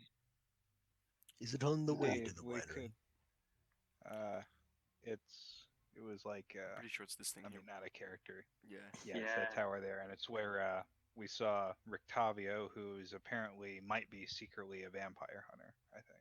We saw a carriage like Rictavio's. Mm. Yeah, and we're tracking a guy named like Richter or like R.I.C. It's something that sounds a hell of a lot like Richter Rictavio. Richtoffenstein. Doofenshmirtz. That's definitely not it. Might have been. I think it was Van Richten. I prefer Doofenshmirtz. Professor Doofenshmirtz. Oh man. Just Do you walk up mention to the like this wagon? world famous vampire hunter and be like, "Yo, Doofenshmirtz." Yo, Dukenbridge. I read your books, man. Dukenbridge's Guide to what was it? Can't remember. Vampires. Right. So do we mention the wagon to like to Esmeralda? Yeah, in general. Like, is that a cop? Yeah, roughly. Like, the tower was north of the crossroads. I think we saw Rictavio's wagon there. Oh, no, that is my wagon. It is a booby-trapped. Oh, good thing we ignored it then. Ah, it is a very good thing. You should not steal from people. What are you, a Vistani? Oh, we Good wouldn't have one. stolen from it, but would have at least investigated. And you would have gone a boom. That's a dangerous thing to leave lying around. Aye, it is very good to keep people on their toes. You never know who is following. sometimes innocent adventurers. And as innocent adventurers, it should probably not steal from people.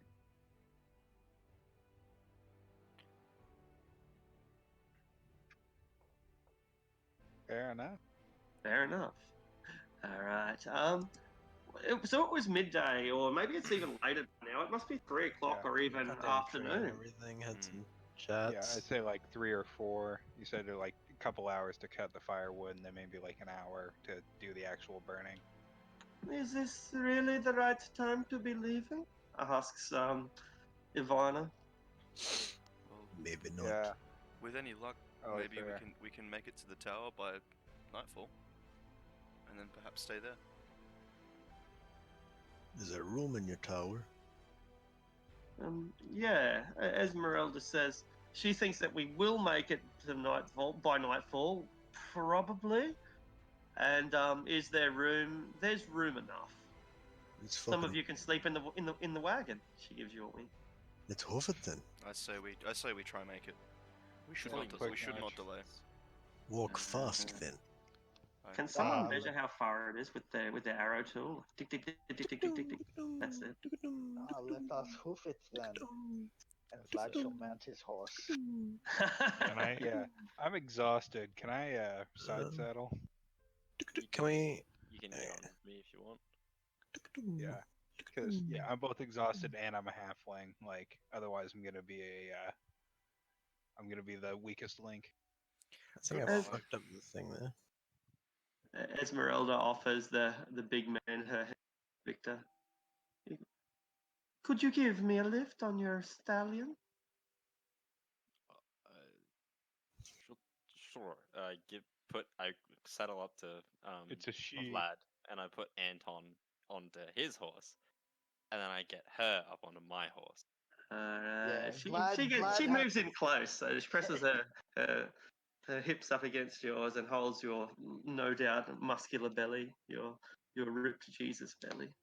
Vlad's keeping a close eye out to make sure there's just the Vistani witch doesn't cast a spell to seduce his brother. Oh, she's casting a spell Anton's- right now. She's Anton's making sure she doesn't pickpocket. I would have put her Ah. in front of me as well, not behind. Oh. In that case, she moves back into you, nestles in there like constantly wiggling it to try to get that little bit closer. Victor, All right. forget what our parents used to say about the Vistani. Did you actually say Uh, that to me? The boning.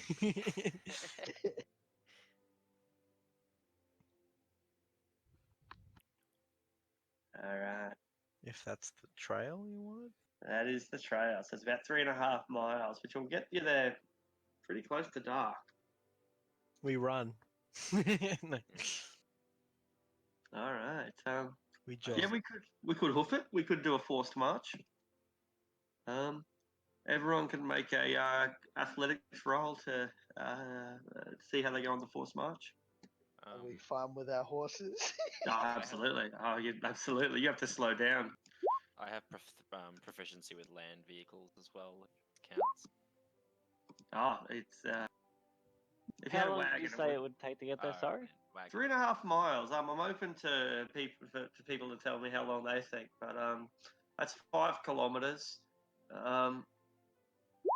2 hours. I could take someone faster if I you can turn on a shapeshifted. horse. Wild shape. I got 2 Yeah. uses. That's 2 hours. Turn into a horse. Yeah. Can't you maintain your wild shape for a number of hours equal to half your level? It's not just 1 hour. Oh yeah, that's per right. I month. always forget it. Yeah, half. Yeah. The third or half was one of the two. I always forget it's not just an hour. If we move fast enough, can we like go there, drop someone off, go back and pick someone up halfway and go take them as well? You can, but you're Is that splitting the fast party. enough? Yeah. That's fine. very not cool.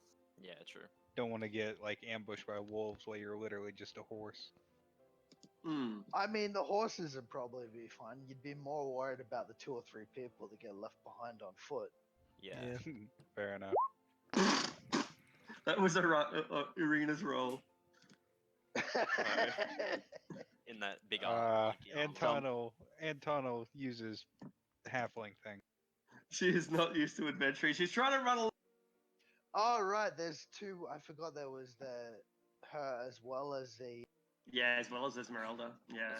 Yeah. Would the horse be able to fit Oh, her nice. as well as the halfling? Because Yeah. Yeah. But Min, why can't she just ride Yeah. on you? I can fit two Yeah, people probably. Antano. Oh right, yeah. Antano tried to give Irina tips to not be exhausted. You teach her how to run in armor.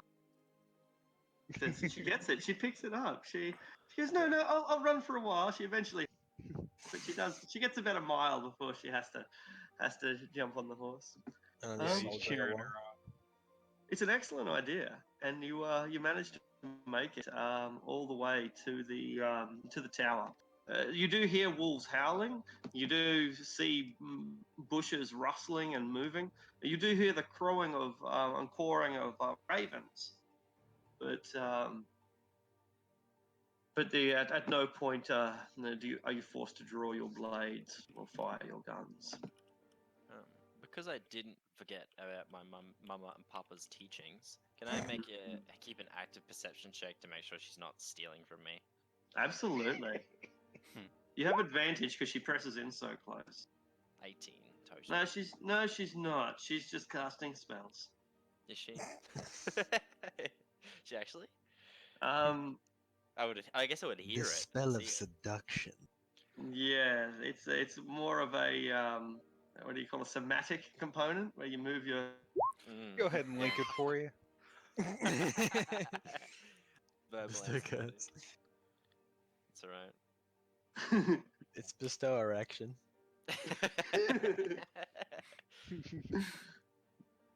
Ever since that gypsy rubbed my dick, it just hasn't worked the same way again. That's black magic. That is. Also, it itches sometimes. Oh. Oh. Sad to hear. I think that's a different kind of curse. Yeah. Hate to see it So- happen. Did I There's no counter curse, but there are some good oils. did I pin Such that ones. awesome picture of I don't think I did. No. Of this tower? Yeah. Yeah, I If believe you you've did, still but- got it. Has anyone still got it? I can No. find it Scroll real up. quick. It's like it's first on the Google if you Google Van Richten's tower. Van Rich. Oh, I found it. Yeah. I just scrolled up. So you come to a cold mountain lake enclosed by misty woods, rocky bluffs. A thick fog creeps across dark, still waters. Trail ends at a grass-covered causeway that stretches 100 yards across the lake to a flat, marshy island with a stone tower on it. The tower is old and decrepit, with collapsing scaffolds clinging to one side, where a large gash has split the wall.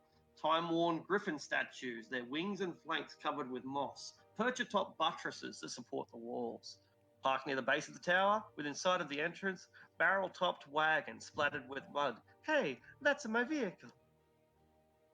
Oh, the light's still on. Ah, the light's still on. I'm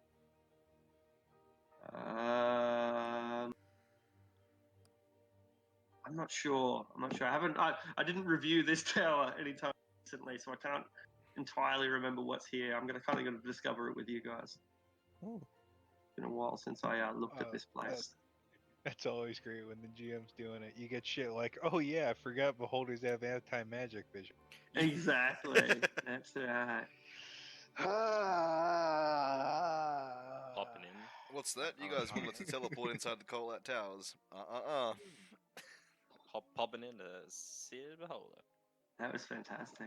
Last was pretty week we funny. teleport into this tower after he tells us it has a wall of force permanently around the tower, so there's no way to get in other than to teleport in. And immediately after we teleport in, there's a beholder in the room, and it fucking Yeah, it like looks it at the literally magic turns circle and around, splits looks the at the party.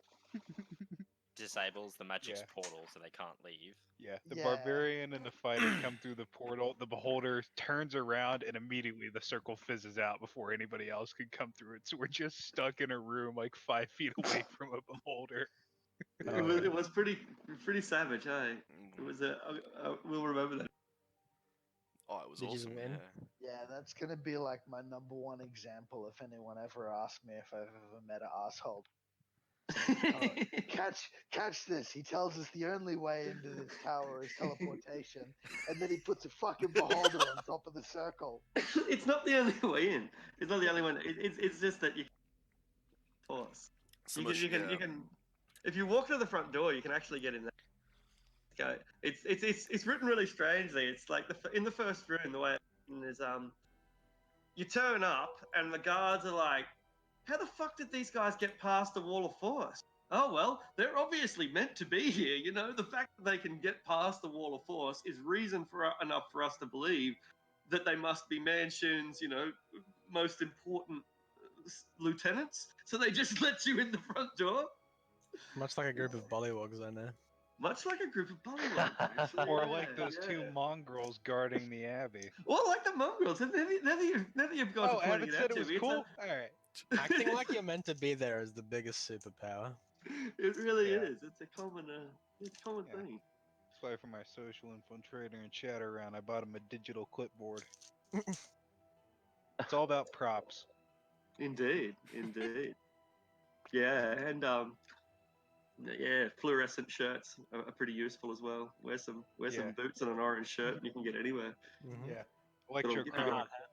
I can literally just switch around my uniform at will. It's great, man. Yeah.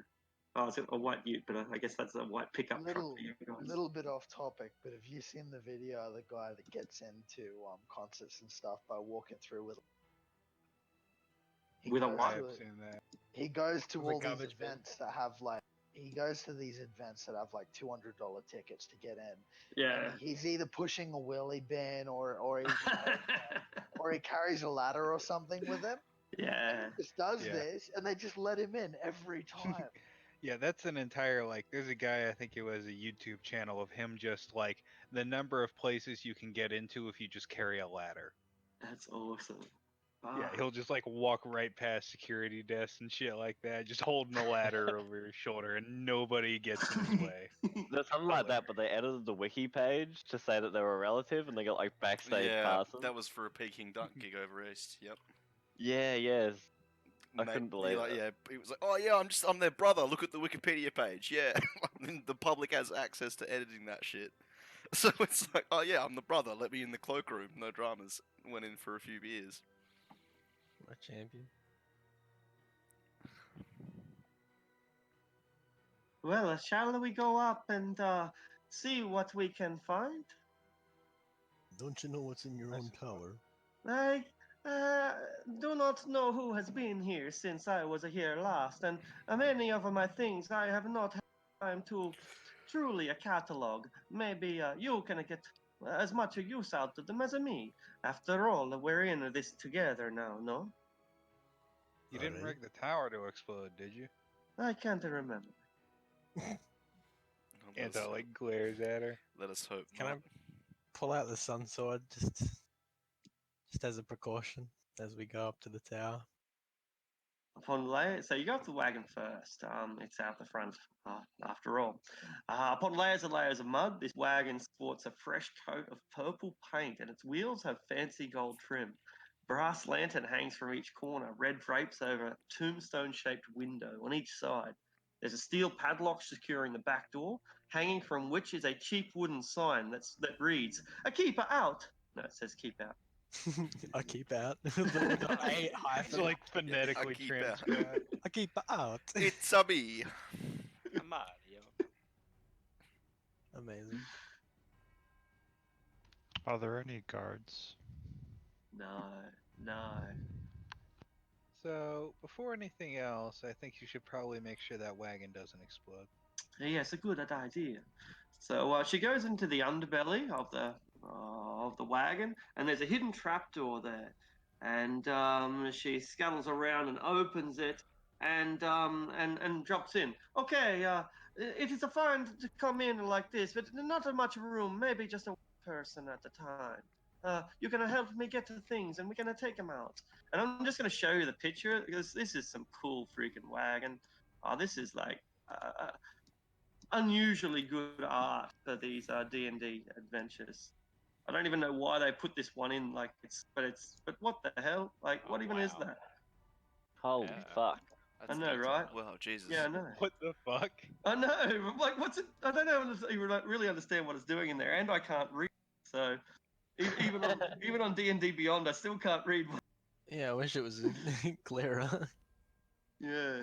It looks Um, cool though, from what I can tell. There's a little like hand. What's the lyre? There's a little lyre hung up on the wall over there. And there's a little chest and a chicken in a cage. That's cool. So she shows you the booby trap, and if you try to open the door handle, you pull a tripwire, and that tripwire is connected to a vial of fire which hangs from the ceiling, which will basically blow your head off because it's right at head height. But that's not the point. What it's designed to do is ignite 100 more flasks of alchemist fire that dangle from wires like ornaments. The whole thing is just one big fucking alchemical bomb. The entire thing. Anything within 30 feet of the wagon will just be blown to smithereens. But fortunately, that's not going to happen. Instead, she picks up all the stuff that she's got in here and starts handing it out to everyone. And so whoever comes in, it doesn't really matter. She passes it to you, and you take it out. I'll post it in Roll20, and I'll post it in Discord, since it might be easier to read in one medium or the other. What happens if you hit a bump too hard? Everything will go boom. No, you don't set this up on a traveler like this. This is very stupid. This is just for when I go exploring. Maybe I go to the Amber Temple or somewhere. I need to leave my things behind, and I do not want to have anything lost or fall into the wrong hands. And with that, she pulls out the chart page from Van Richten's journal. Journal of Van Richten.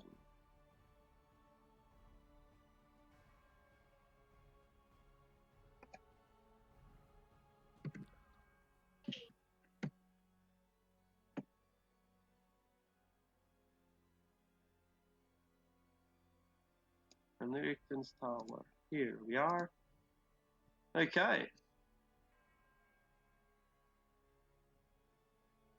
For more than 3 decades now, I have undertaken to investigate and expose creatures of darkness to the purifying light of knowledge. Hero, I am named in some circles, sage and master, a hunter, and I am called in others. That I have survived countless supernatural assaults is seen as a marvel among my peers. My name is spoken in fear, and I loathing among my foes. In truth, this virtuous calling began as an obsessive effort to destroy a vampire that murdered my child, and it has become for me a tedious and bleak career. Even as my life of hunting monsters began, I felt the weight of time on my weary shoulders. Today I am a man who has simply lived too long. Like a regretful lich, I find myself inexorably bound to an existence I sought out of madness and seemingly must now endure for all eternity. Of course, I shall die, but whether I shall ever rest in my grave haunts my idle thoughts and torments me in my dreams. I expect that those who think me a hero will change their minds when they know the truth about my life as a hunter of the unnatural. Nevertheless, I must reveal here and now that I have been the indirect yet certain cause of many deaths and loss of many good friends. Mistake me not, I do not merely feel sorry for myself. Rather, I come to grips with a devastating realization. I now see that I am the object of a baleful Vistani curse. More tragically, the nature of this hex is such that I have not borne the brunt of it. Instead, far worse, those who surround me have fallen victim to it. And I have related the tragic story of how my only child, Erasmus, was taken by Vistani and sold to a vampire. I explained how Erasmus was made a minion of the night, Sorko, and how it was my miserable part to free him from that fate at the point of a stake. What I have neglected to illuminate before is how I tracked Erasmus' kidnappers across the land, or how I extracted Erasmus's whereabouts from. In fact, the Vistani took Erasmus with my own unwitting permission. They had brought an extremely ill member of their tribe to me one evening and insisted that I treat him. But I was unable to save the young man's life. In fear of their retribution, I begged the Vistani to take anything of mine, if only they would withhold their terrifying powers, of which I knew nothing. To my lasting astonishment, they chose to surreptitiously take my son in exchange for their loss. By the time I realized what had occurred, they were already an hour gone. Incensed beyond reason, I stuck the body of a dead young man to my horse and doggedly followed Vistani caravan through the woods, naively allowing the sun to set before me without seeking shelter from the night. Shortly after darkness fell, I was beset by undead that would have slain me had not their master, a lich, intervened and spared my life, for reasons that I do not completely understand.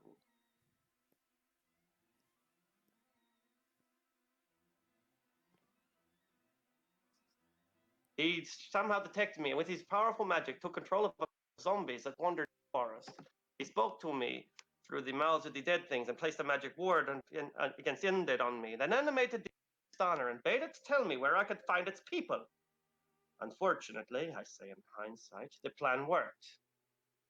I found the child stealers, and my unwelcome entourage included a growing horde of voracious undead who could not touch me thanks to the lich's ward.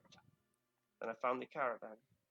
I threatened to set the zombies on the Vistani unless they returned my dear boy. They replied that he had been sold to the vampire, Baron Metis. Something inside me snapped. I released the zombies and the entire was eaten alive.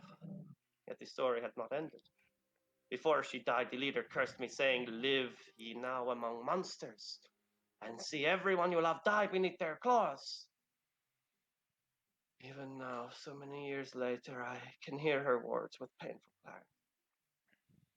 A short time later, I found my dear Erasmus made into a vampire. He begged me to end his curse, which I did with a heavy heart. The darkness had torn him from my loving arms forever, and I foolishly believed that the curse had extracted its deadly tongue. I wept until an insatiate desire for vengeance filled the bottomless rift in my heart. This comes from the journal of my master, Esmeralda tells you. Rudolf van Richten, most famous of monster slayers in all the worlds. He has written countless books on vampires and werewolves and other creatures. And I have heard that he is in Barovia, and I have come looking for him. I'm curious, after these happenings, he still takes a Vistani as a student. I have my own confession to make in light of this reading. I was part of the Vistani that kidnapped his child. I was but a child myself, but it was my father. It was my village, my people, that he devoured. It was my life's goal to hunt this Richten and kill him for myself. And I sought him out, and I finally tracked him down. But when I heard his story, I began to understand.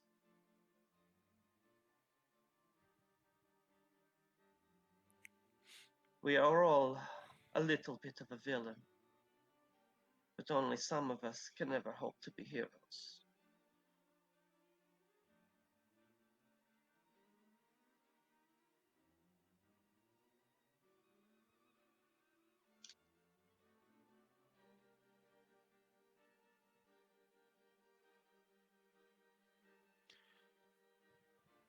So if he's your master, how come, you didn't know where he was at first? He is a very secretive man. He does not allow anyone to know where he is. The demi-plane of dread is a big place. There are many countries beyond the mist. and sometimes the gates of mist will open for you. You talk about heading east, heading west, following the road beyond the gates. Maybe you will choke to death, and maybe you won't. You do not know until you give it a try. The gates are sometimes open, and sometimes are not. I looked at everyone knowingly. But if you are leaving a Barovia, I am staying behind, for I am killing a Strahd.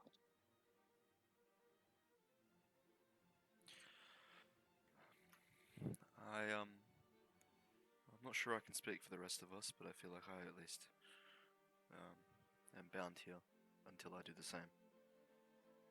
So I will help you how I can. And if we can meet with your teacher, your master, then it sounds like it would be he sounds like he would be a great asset to have if we can find him. But I think we've known for a while now that our fate is just as bound to this place as yours.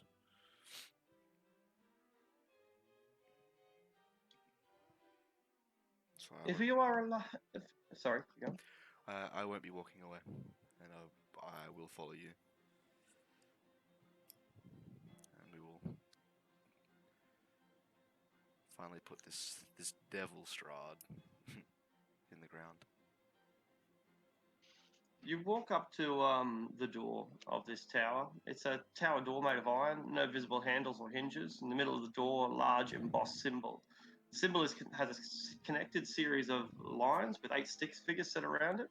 Carved in above the lintel is a single word, Kazan. And this would probably be a relatively difficult trap if you didn't have the person who lives here coming along with you. And so she traces her fingers along the line of the of the sigil, and magically above the door, this blue dragon suddenly seems to phase in, like the Cheshire Cat appearing. And as this dragon appears and looks down at you with aggression in its eyes,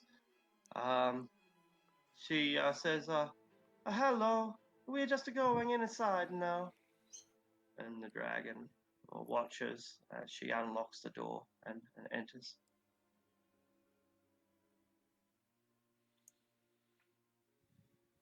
Okay then. Seems this place is full of surprises as with the rest of this Barovia. Interesting. Is the dragon like quite big, or is it about the size of the Cheshire Cat? Sorry, I was talking to someone. What did someone? Oh, I was Did I just miss anything? curious about the size of said dragon. Like, if it's actually, is it quite? It's Is it like a big one, or is it about the size of the Cheshire Cat itself? You know who it's bigger than? It's bigger than Pumpkin. Yeah, okay, that's Below. quite. It's about the size of a wagon. Yeah, it's about the size of her wagon, but much longer. Yeah, Jesus. Okay, I'll Just appears in the air above the door. That's right. And looks down, and she bids it lightly. She treats it as if it's, and she says, "Oh, that's a Kazan. I think it is maybe he's a tower, or maybe he is a soul is bound here. I don't know, but unless you do the zip zip zip zip zip thing, then he will kill you." right. Was it like nod hovering? politely. Was it like hovering, or was it flying, or It's clutched to the side of the tower like a gargoyle, perhaps. looking down on us? Yeah, that's right. Yeah, That's just terrifying. hanging there. And Mm-hmm. its neck in the perfect position, just rain down a bolt of lightning from above. I smile politely and nod and enter the tower as quickly as I can. All right. I won't worry about changing us over to the map.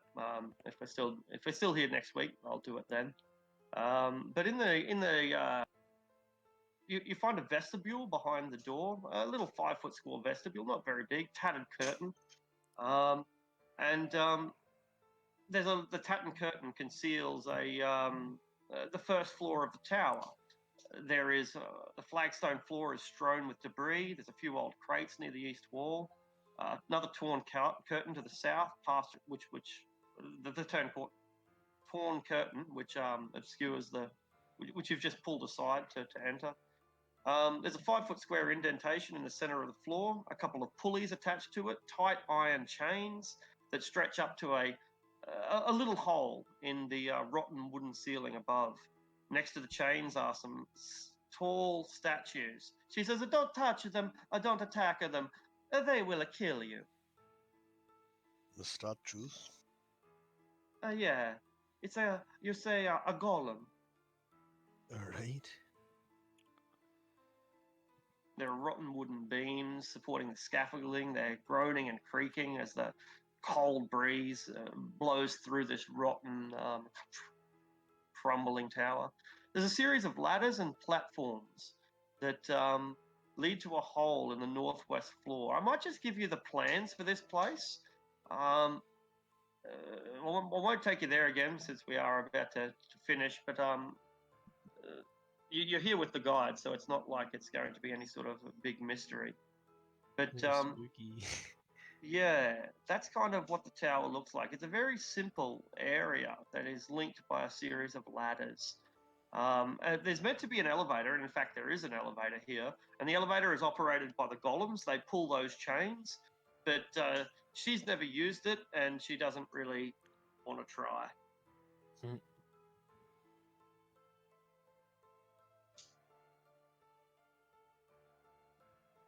Place could use a bit of a, refurbishment.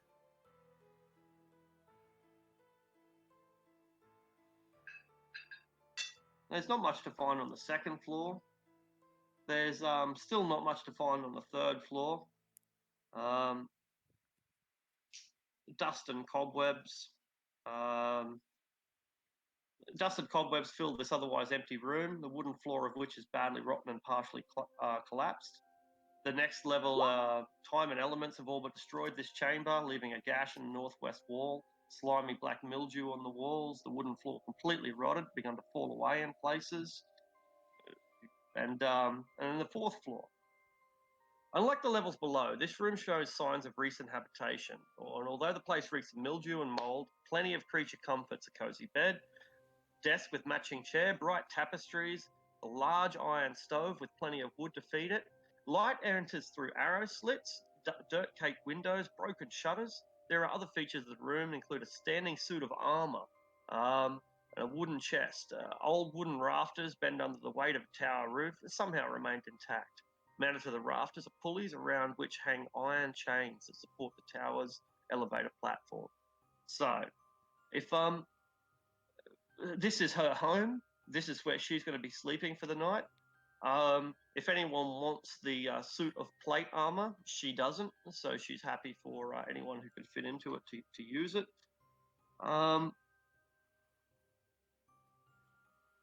She has a wooden chest which is unlocked, and she shows you that within there is a severed head. It's got a waxy complexion. It's been embalmed with magic oils.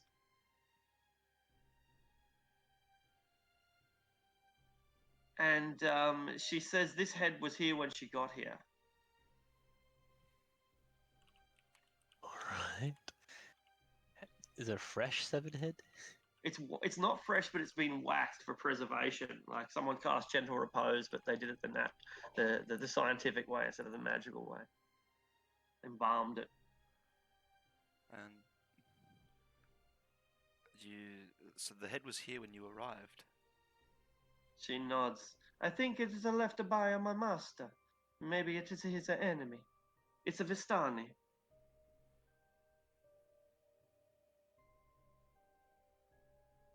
Can we ask questions with your magic?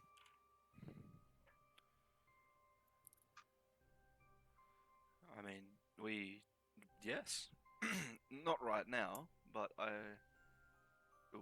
we could if we saw reason to. Have you any questions for it, Esmeralda? Anything that it might be able to reveal, or something that we could glean from it? She shakes her head and says, "No, it will not.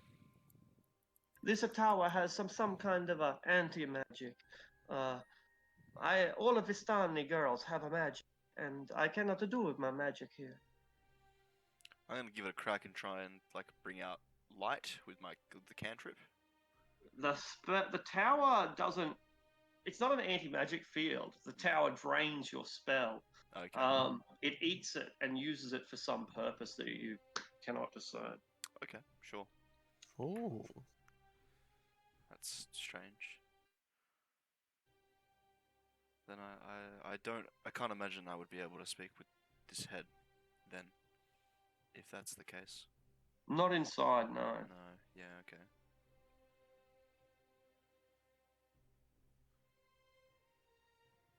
Which floor is the most stable apart from she's sleeping in the top floor? Yeah, just the first and the fourth. The other two are not. Guess I'll sleep in the first floor. Yeah, I'll go all the way upstairs. Does anybody want any alchemy? Spare. Any what, sorry? Alchemist fire. We have 100 vials of alchemist fire. 101 actually. She's all in right now, so everything that she owns is yours. Ooh. I won't say no. Mm-hmm. I'll 10? That's a lot of alchemist fire. I'll take that plate armor if no one has any use for it. This chain shirt has served me well, but I'll take whatever protection I can get. Especially if we're going to be making a move against, well, the lord of this land. Right.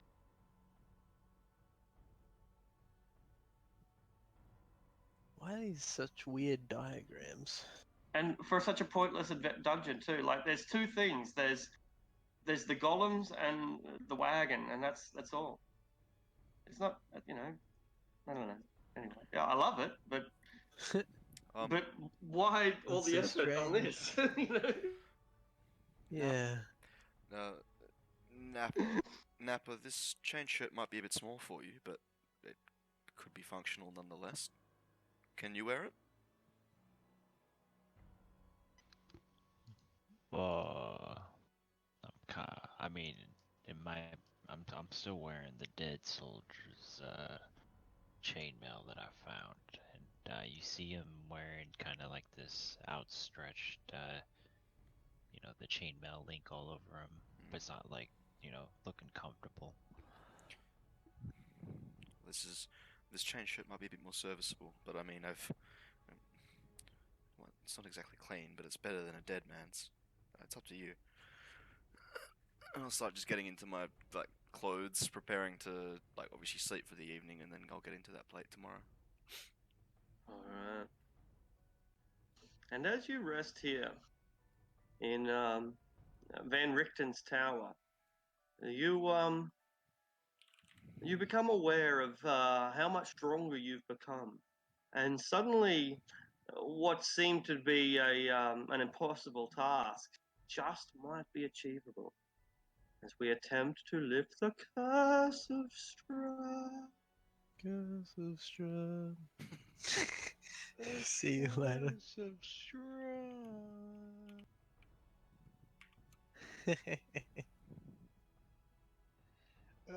That was good RP. Yeah. Good stuff.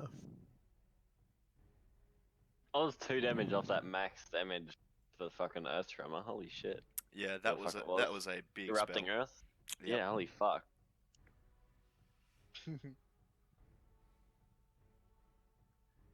Yeah, I was kind of worried about, or cut out there. I was actually worried about that fight for a bit. When that whole life drain shit started in, I was like, oh god, Yeah. it's the shade fight all over again. Yeah, But exactly. all Alright guys, thanks for the game today. I will speak to you soon. Thanks for the game. See